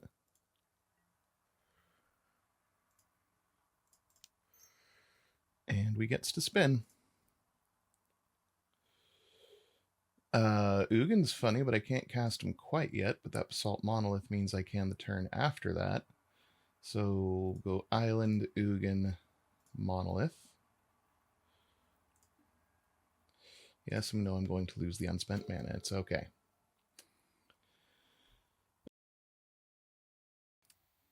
We can do a few silly things here. We're going to start with that.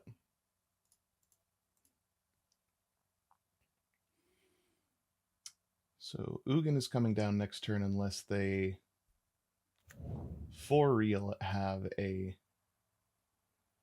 counter spell, but we're about to figure that part out right now. So we are going to target opponent reveals their hand and something loses 2 life. I gain 2 life. Target opponent. Pay that. Discard that swamp.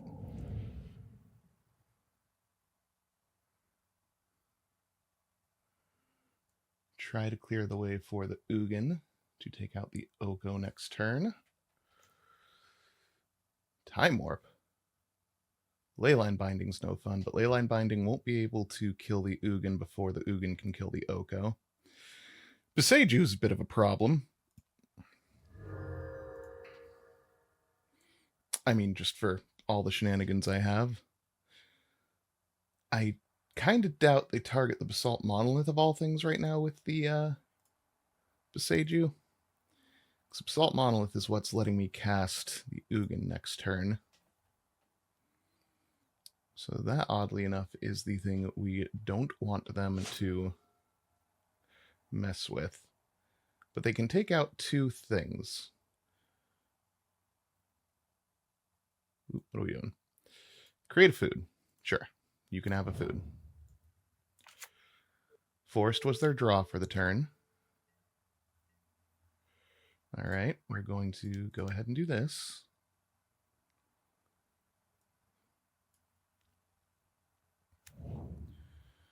We are now absolutely threatening Oko with death, so we'll see if they Leyline Binding to try to deal with that, which would be optimal.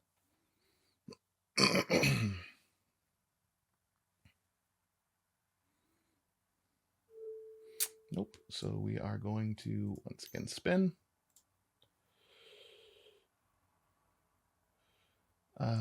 Emery's fun. So we can have Emery as kind of a backup plan here. But we definitely want Ugin on top. Yes, we lose the 1 mana. It's okay. So we're going to go to combat, see if we can lure out that Leyline Binding with a seemingly lethal attack to Oko. So they could like Boseiju this, Leyline Binding the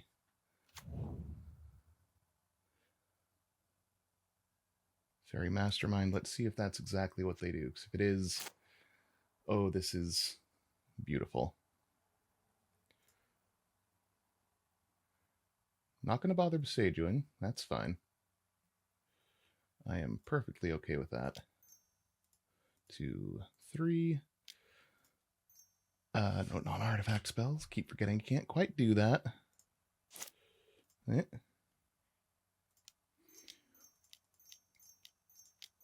Gotta be that. Seiju cannot really answer an Ugin. But I could get my Fairy Mastermind back if I really wanted, but I'm just gonna kill Oko for now.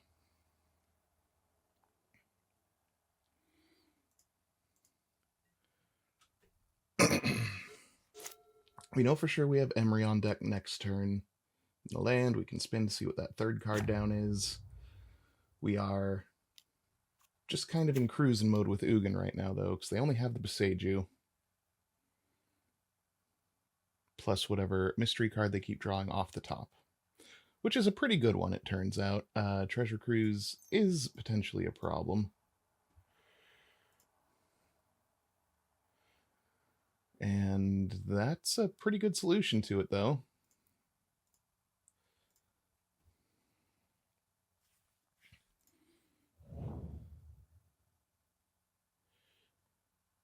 Four cards in hand. They can play out the Boseiju, but odds are they try to kill something with it at some point, so I doubt they ever play it as a land.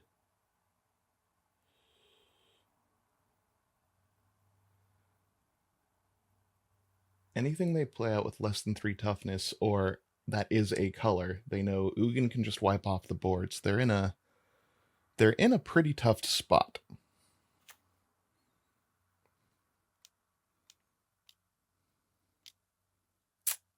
Nissa. All right.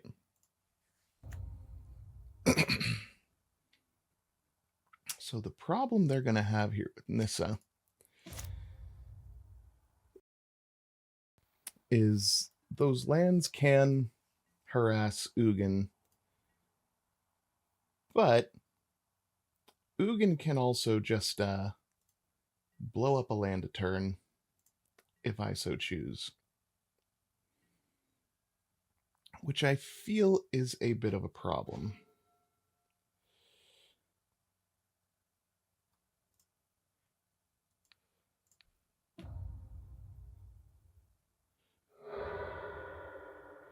So we know for sure they have the Boseiju, just kind of waiting. And this Planeswalker control deck they have is doing a good job of making it so I kind of have to worry about their Planeswalkers for now and not so much their hand.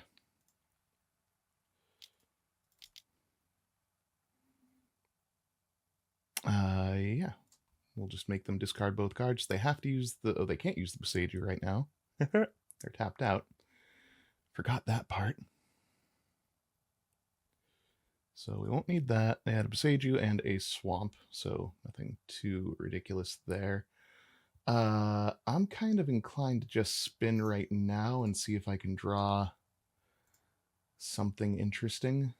Not really. Which makes me inclined to draw the Emery right now.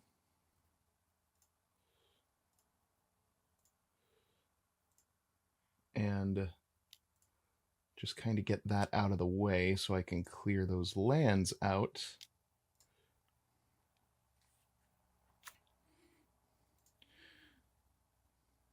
And it was land, grief, and then of course the top. Not terrible. We're in a pretty good spot. They're drawing off the top. They do have Nissa, which can do, you know, all kinds of silly things and also boost their mana a bit. They are going to have some trouble here for all the reasons I've listed previously.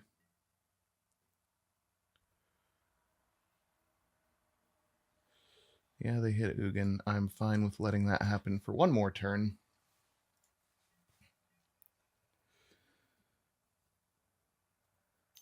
See what they drew and if it is relevant.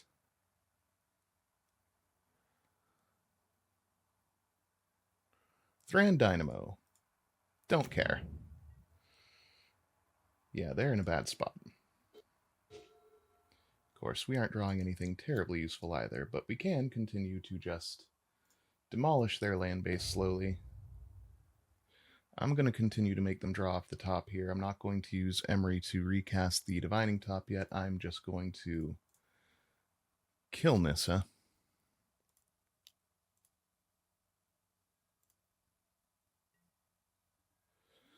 All right, so now they are truly drawing off the top. They can gain 3 life at any point, but that's only going to be so useful.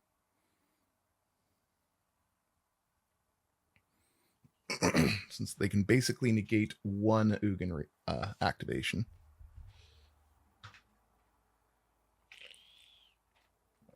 And that Portal to Phyrexia, still doing the Lord's work here, even if it isn't fulfilling its normal purpose. It has been just a solid beater so far, ever since Oko turned it into one.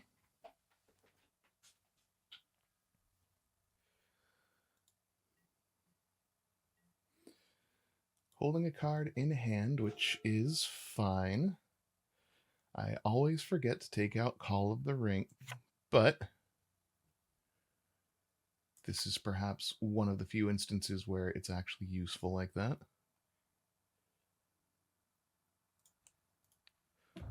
Ugin to the face. We're going to go ahead and do this right now.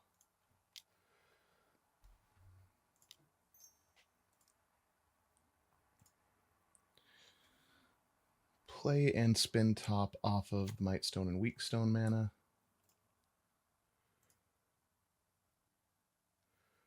And those are all pretty good. I don't feel a burning need to play them right away.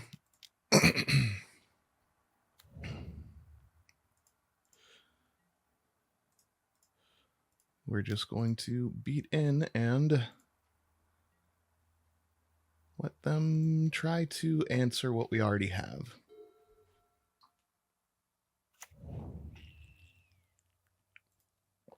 Which so far isn't much. Get the feeling they are not drawing the way they would like to right now. Congratulations, Portal. You're doing the Lord's work. I will pay 2 to draw both of those ridiculous cards. I suppose I can untap the Basalt Monolith at some point, too.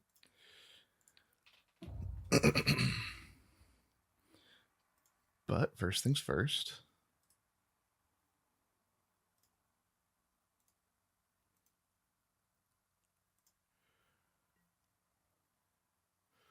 I'm not going to play any of this out yet because they're dead next turn in 2 or 3 different ways.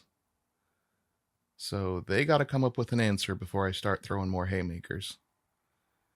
So I have the mana right now to just play Cauldron Complete and equip it to whatever lives, but don't need to do that, so they don't necessarily know about those 2 cards, which is great. We are going to Thieving Skydiver for sure, in for Call of the Ring. They had enough artifacts to make that worthwhile, between like Talisman and Thran Dynamo, and randomly turning maybe their own stuff into 3/3 blockers, or food, or whatever. There's some thought to Daze. There is perhaps a thought to Freebooter. I think this is good for now. I don't know what else I really want to cut for something. I could cut Mirage Mirror pretty easily. Yeah, I think I overestimated Mirage Mirror in the way this particular deck was going to use it, so that will just become a Daze, and we will run with that. Mirage Mirror can do some silly things like copy Basalt Monolith or Thran Dynamo for a turn. But even then, that's like +1 mana. It's not cracking the world open or anything.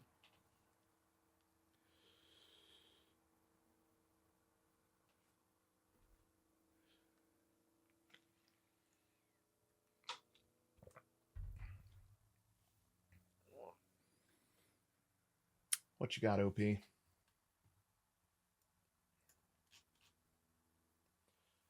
They choose to play first. Makes sense. This is less explosive than the last hand, but pretty good. They're going to mulligan to 6. I can confidently keep this. I have stuff to do for the first part of the game. Colors are pretty good. Like I said, this isn't going to be anywhere near as explosive as last game's draw. Had the potential to be with that, was it turn 3 or 4 Portal to Phyrexia? But this is pretty solid so far, even if these 2 are blank for a while.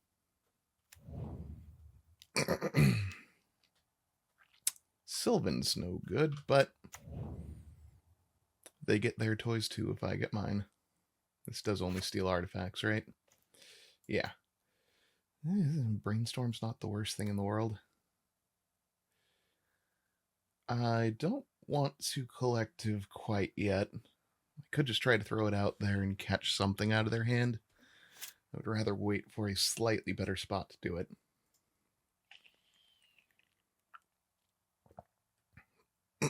I need them to play a Talisman or something that I can steal pretty quick.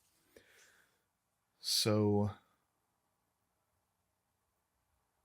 that if I can find Tinker and use that Brainstorm. This is all very Magical Christmas Land thinking that I'm doing right now. They're keeping 1 card, 1 extra card. So they have made up for their mulligan. Don't play with the Druids right now. Okay, Pentad Prism. Pentad Prism I can steal pretty soon here, so that's neat. Not going to Brainstorm yet. There's no real reason to.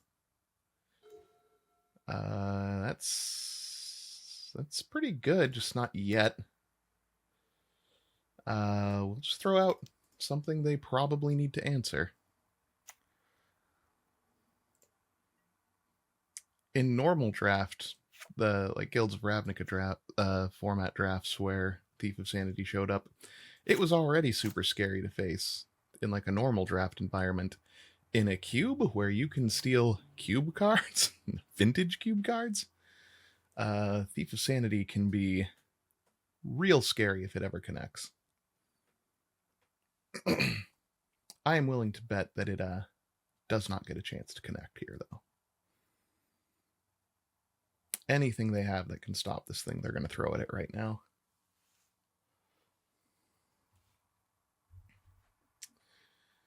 What could they have? They could have Just in their colors. What did we see last game that could take out a Thief of Sanity? Oko, obviously.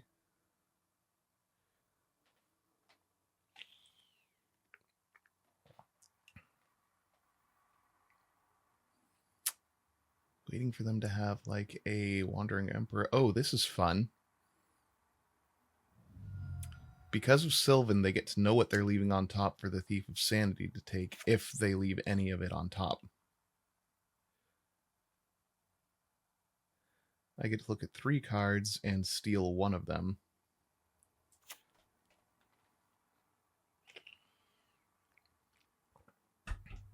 I wonder, how does this work?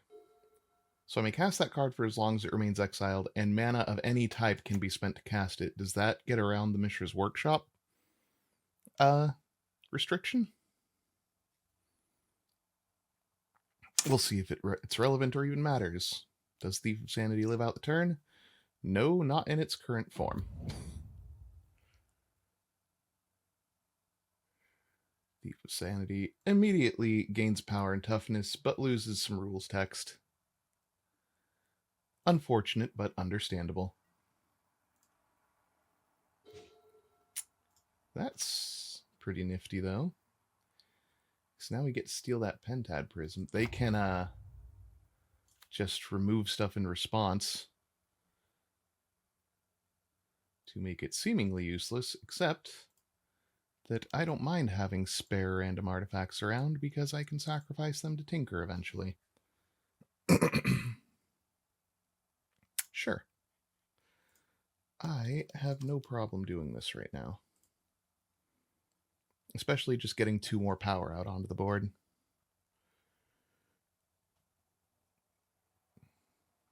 So they can do their +2 food token, but that's not actually going to save them if both of these creatures live. Do you empty it of mana before I get to steal it? Yes, good. Yes, good. So I do get a semi-useless artifact until I draw Tinker or something that needs an artifact for some reason.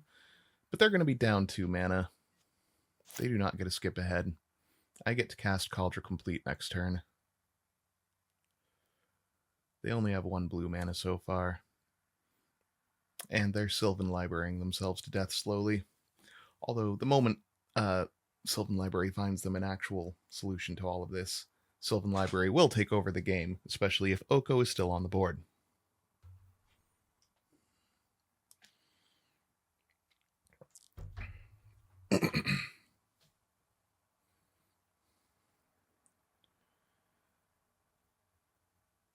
I have Sensei's Divining Top, but they have Sylvan Library. Which one is better? Very situationally dependent.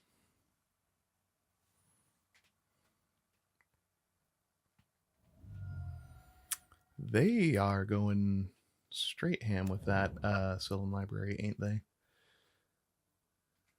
Wow.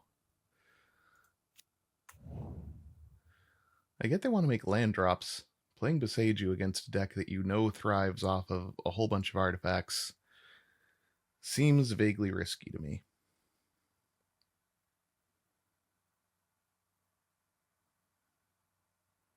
Like, if they don't play anything right here, this has to be a Wandering Emperor or something, right? This cannot just be land, make a food, go. Especially after they took 4 off of Sylvan Library. There's no way.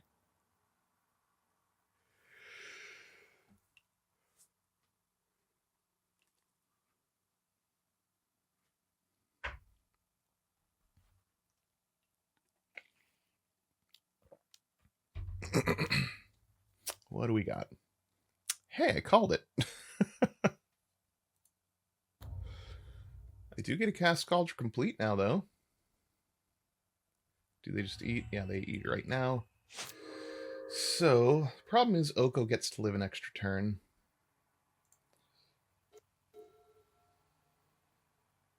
Well, that's interesting. Let's go ahead and kill the Wandering Emperor.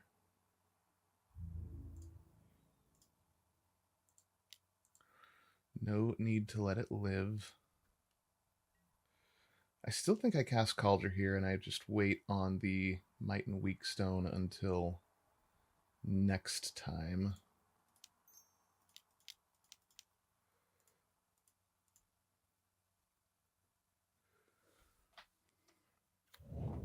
I just need stuff on the board that they have to answer, especially if they're going to have stuff like Sylvan Library and Oko on the board that I need to answer.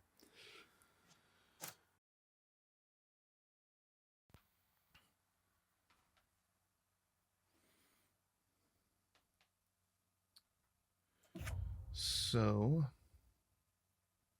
they can turn the Cauldron Complete itself into a 3/3, but without anything else coming onto the board, that still kills Oko.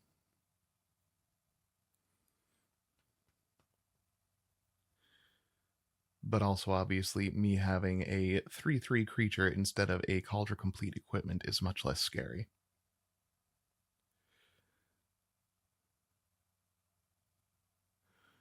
So very not surprised if that's the way this goes.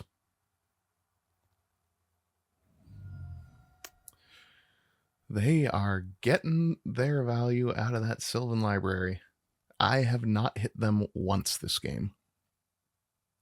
They are down to 6.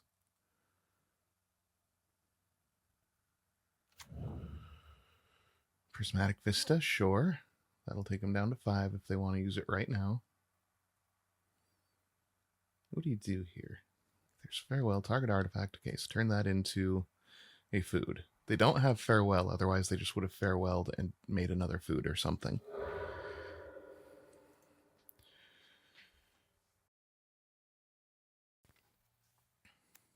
Is Farewell even in the Vintage Cube? I feel like it has to be, right?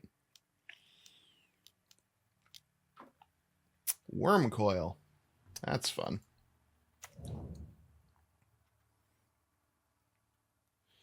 All right. Well, I get to do a silly thing now. Only marginally good, but marginally good is better than not good at all.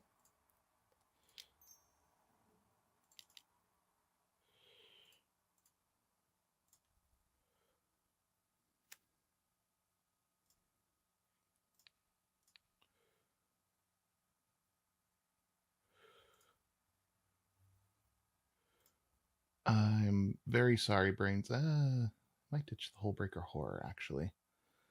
Still 2 lands off from that. Brainstorm can... No, we ditch the Brainstorm here. Hullbreaker Horror will take over the game once I cast it. So we are going to cast this for...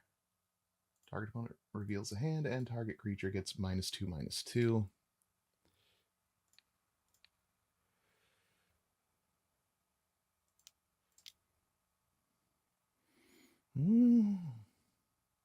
Trixie, yeah, Brainstorm, sorry.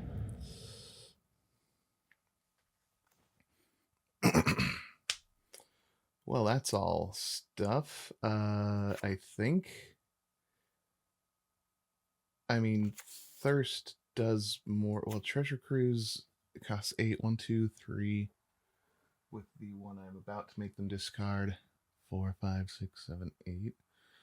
We can do 3 on Dynamo. I think it's still Treasure Cruise.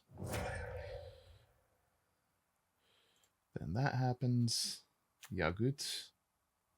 And then this flyer will go and harass Oko a little bit. I might as well attack with both, but yeah, you know what? We're going to. I'm at 20 life. I can take a crack back and I'll make them give up on the Death Toucher. I suppose you actually... Well... When I'm at 5 life and I have a Sylvan Library, I would block with the Death Toucher because I want to hold on to the life linker and try and get more value out of it.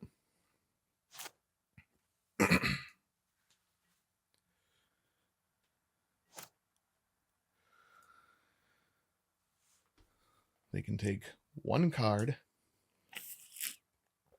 at which point they absolutely must swing with the lifelinker or use Oko this turn to turn the Thieving Skydiver into a 3/3.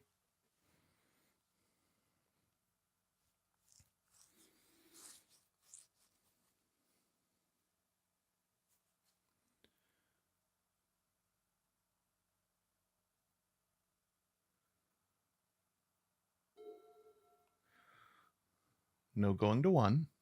Probably prudent. We know they have the Thirst for Discovery.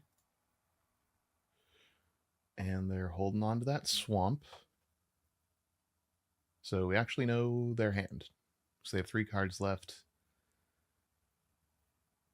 Sylvan Library isn't put any cards back, right? It's of the cards. Drawn this turn. Yeah, okay. Those foods will eventually get very annoying. For the moment, I'm not terribly worried about them.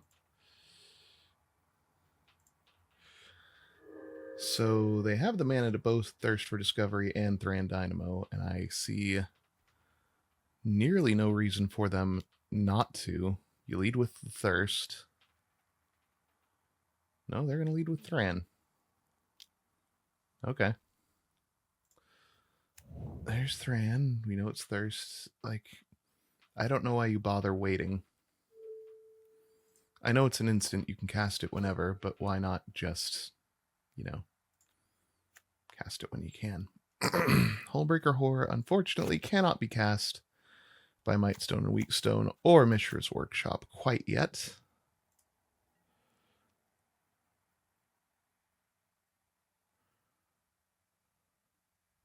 So we're just going to continue to harass Oko. At some point, they're going to cast that Thirst for Discovery and ditch the swamp, I would assume.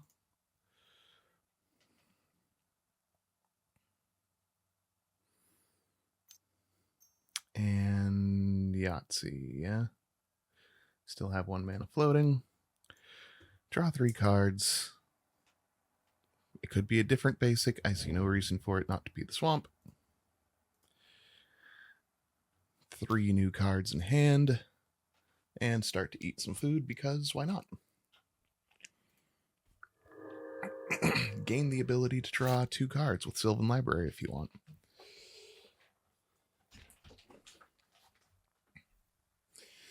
This is usually the phase of the game where it's getting grindy and long enough where I start to think maybe the plan is deck them. I'm not going to try to deck them.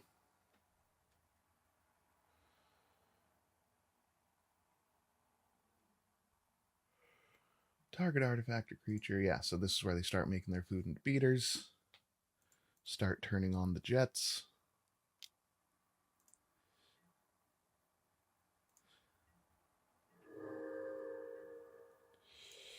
All right. That's real good. You are an instant. We're going to put a stop in their upkeep. I probably should have that set anyway. In which case we're going to set off all kinds of alarm bells for them and attack them and not Oko. You are an instant. Just making sure it is an instant. Okay.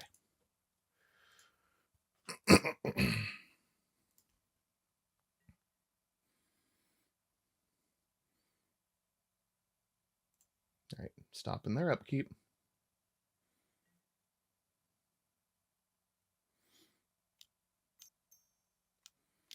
Or if they tap out all their blue, I'll just do it now. Hey, they have a Hullbreaker Horror too.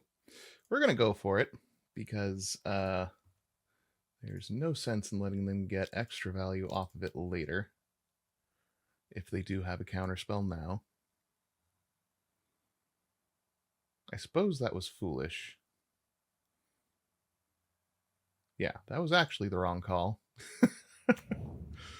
Just now putting the math together in my head that I am at 11 life. Maybe they draw 2 cards.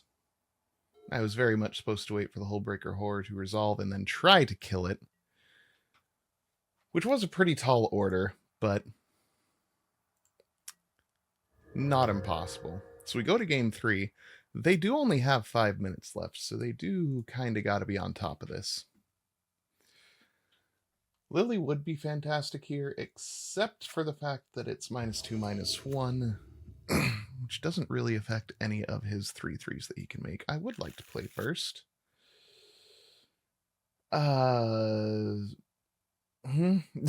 Okay. This is a vaguely risky keep. I'm essentially keeping a 5-card hand if I keep this. But Retrofitter, Foundry, and Daze with a Brainstorm to possibly help me draw out of things. I can start going with Retrofitter Foundry real fast. We're going to risk it. We'll see. That could have been a horrible keep. Statistically speaking, like I said, it's basically a 5-card hand.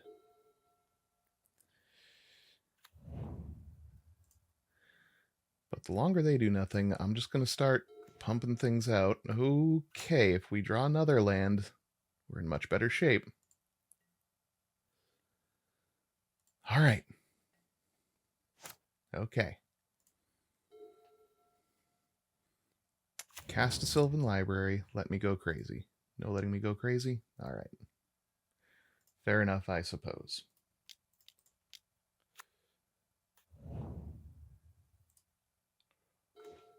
Okay. We can start cooking a little bit here. Swing first.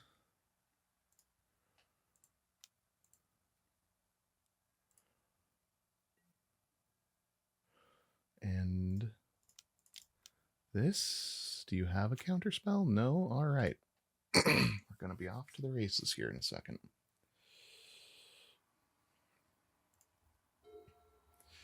Please try to cast Oko and do not have a Daze, Forceful, or Force of Negation of your own. Please. Oh, now you cast Oath of Druids. That isn't their upkeep, right? All right. Well, we can try to do something with that.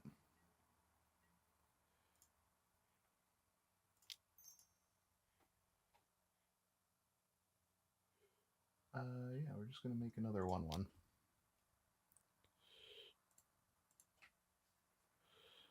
I'm already in as far as this goes, so there's not a lot of point in trying to be cute about a lot of this. All right, well, Daze isn't going to do much here. Not anymore. They did successfully play around Daze. Good for them. We are going to probably brainstorm in this turn just to see if we can draw 3 more useful cards than these. Tinker would be fantastic, especially seeing whatever they end up getting out of this Oath of Druids. Oh, it's just the Worm Coil. That is way less scary than it could have been.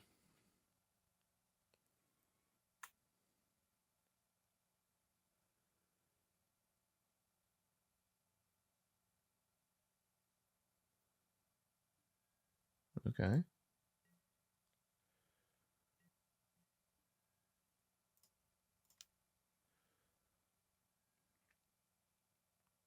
Those are all cards that do something sooner than these 3.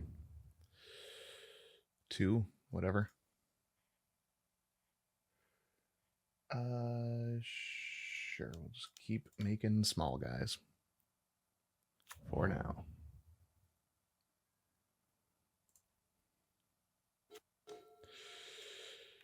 Okay, what do we want to do? I think we Thief, just because it's easily the funniest possible thing to do here. So if I can start stealing some of his sillier things, Wormcoil doesn't have trample, and I can make these tokens all day.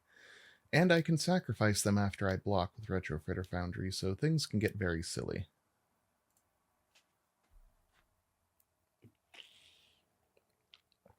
I can stop him from actually being able to gain life for a few turns off the Wormcoil. We'll see if he has another target for the Oath of Druids. Did we see any other creatures in his deck?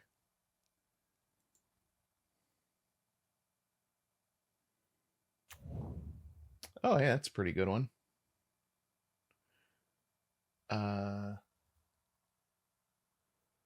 Go for the retrofitter, huh? You would.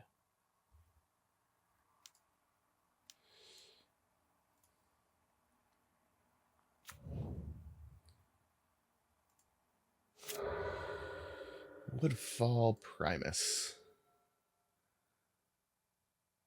That feels very old school. I remember when elves used to play that.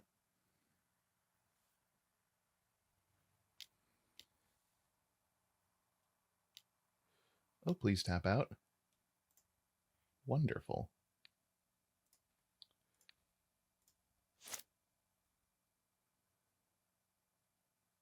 Beautiful.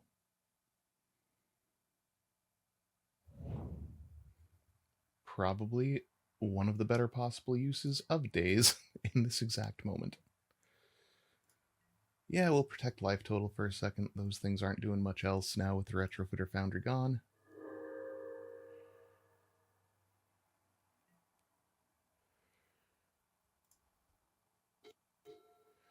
Alright, so first things first. Swing in with the flyers.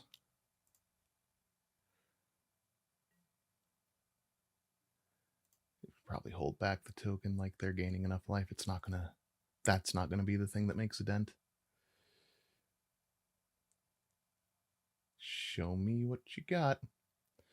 Look at the cards. I have looked at the cards.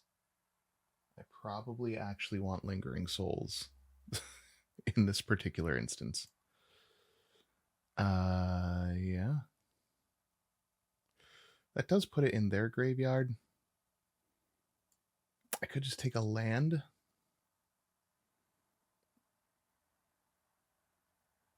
Yeah. It's boring as crap, but sure.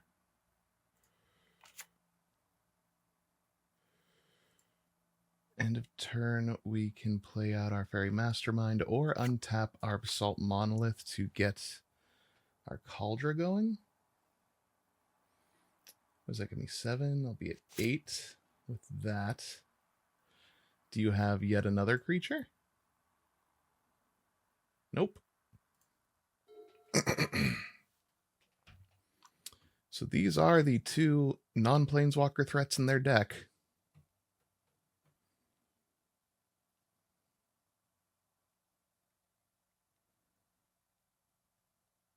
Both of us are under 5 minutes on the clock, but I've got an extra couple on him. So it's kind of on our opponent here to play a little faster if they want to see a natural conclusion to this game rather than timing out.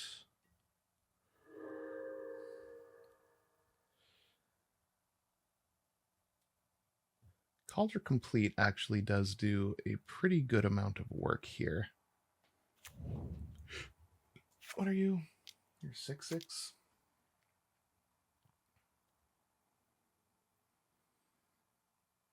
Vraska. Ooh, that's no good. So that's probably going to minus to kill the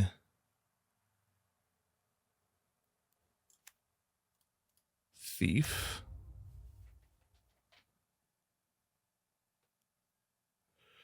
Yep. Which means that it won't be able to destroy Cauldron next turn, so that's the plan over the Fairy Mastermind right now.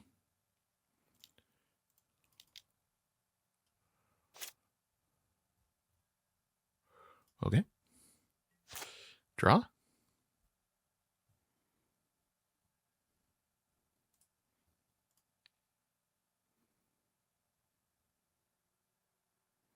Oh, they control more creatures than me. I forgot. I always forget Oath of Druids is symmetrical. What do I get? Hey, I get my own Worm Coil Engine. Hey, I get a Mishra's Workshop. Oh man, this is silly. Am I walking into a counterspell? Most likely.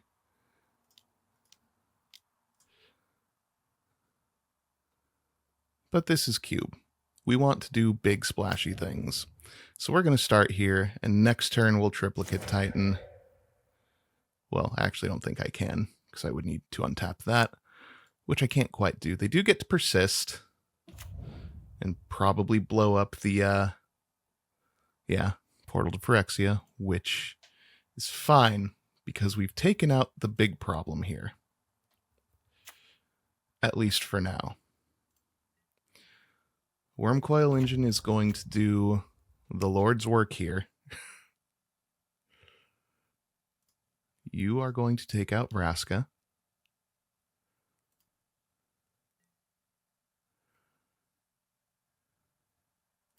Unless they have removal for Wormcoil, which they very well could. But unless they do, Wormcoil is a brick wall to their current board state. I at least get to live in life total equilibrium for a bit.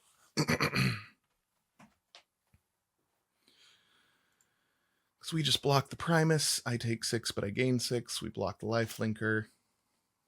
I take 3, gain 6.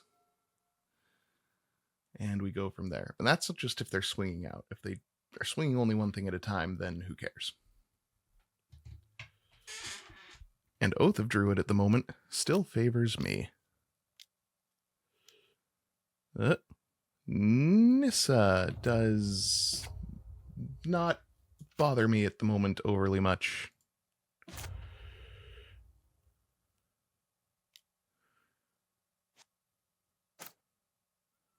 Yeah, you still only get 1 mana off that. Nissa only buffs your forests. Okay, so I'm going to take 3 after all the combat math goes through. But they're mostly tapped out, and I have more scary things I can do. Oh, and I still get Oath of Druids. Like, I have a lot of my big things here, so it's not the scariest thing in the world for them, but it's, you know, better than nothing. Emery Mills, some compelling stuff here. What, stop. Mightstone, Weakstone, okay. We'll play out their land. Oh, I can't play out their land, right? Because Thief of Sanity's gone? Okay. So, there's a forest living in exile now. Which is fine. 1, 2, 3, 4, 5, 6, 7, 8. Close. I think I still want to play out Kaldra. Yeah, why wouldn't I?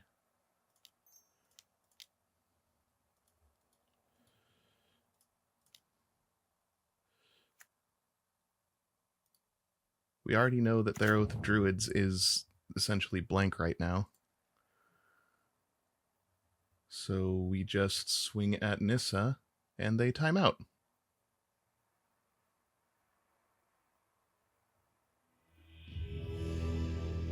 So we weren't for sure going to win that game. They still had a lot of Planeswalkers in their deck, but we were in a pretty commanding position, so I'm fairly confident that one was going to go our way. We got a 2-1, which for my first vintage cube in at least a year at this point, I'm pretty happy with, especially for a deck that kind of came together in a little odd way. Thanks for hanging out. Congratulations still, Kenji, on having the kid. I hope you are not too sleep deprived yet. You will be. You will be if you aren't already. Thanks for tuning in, everybody. Have a good day. Have a good week. I'll see you here next time.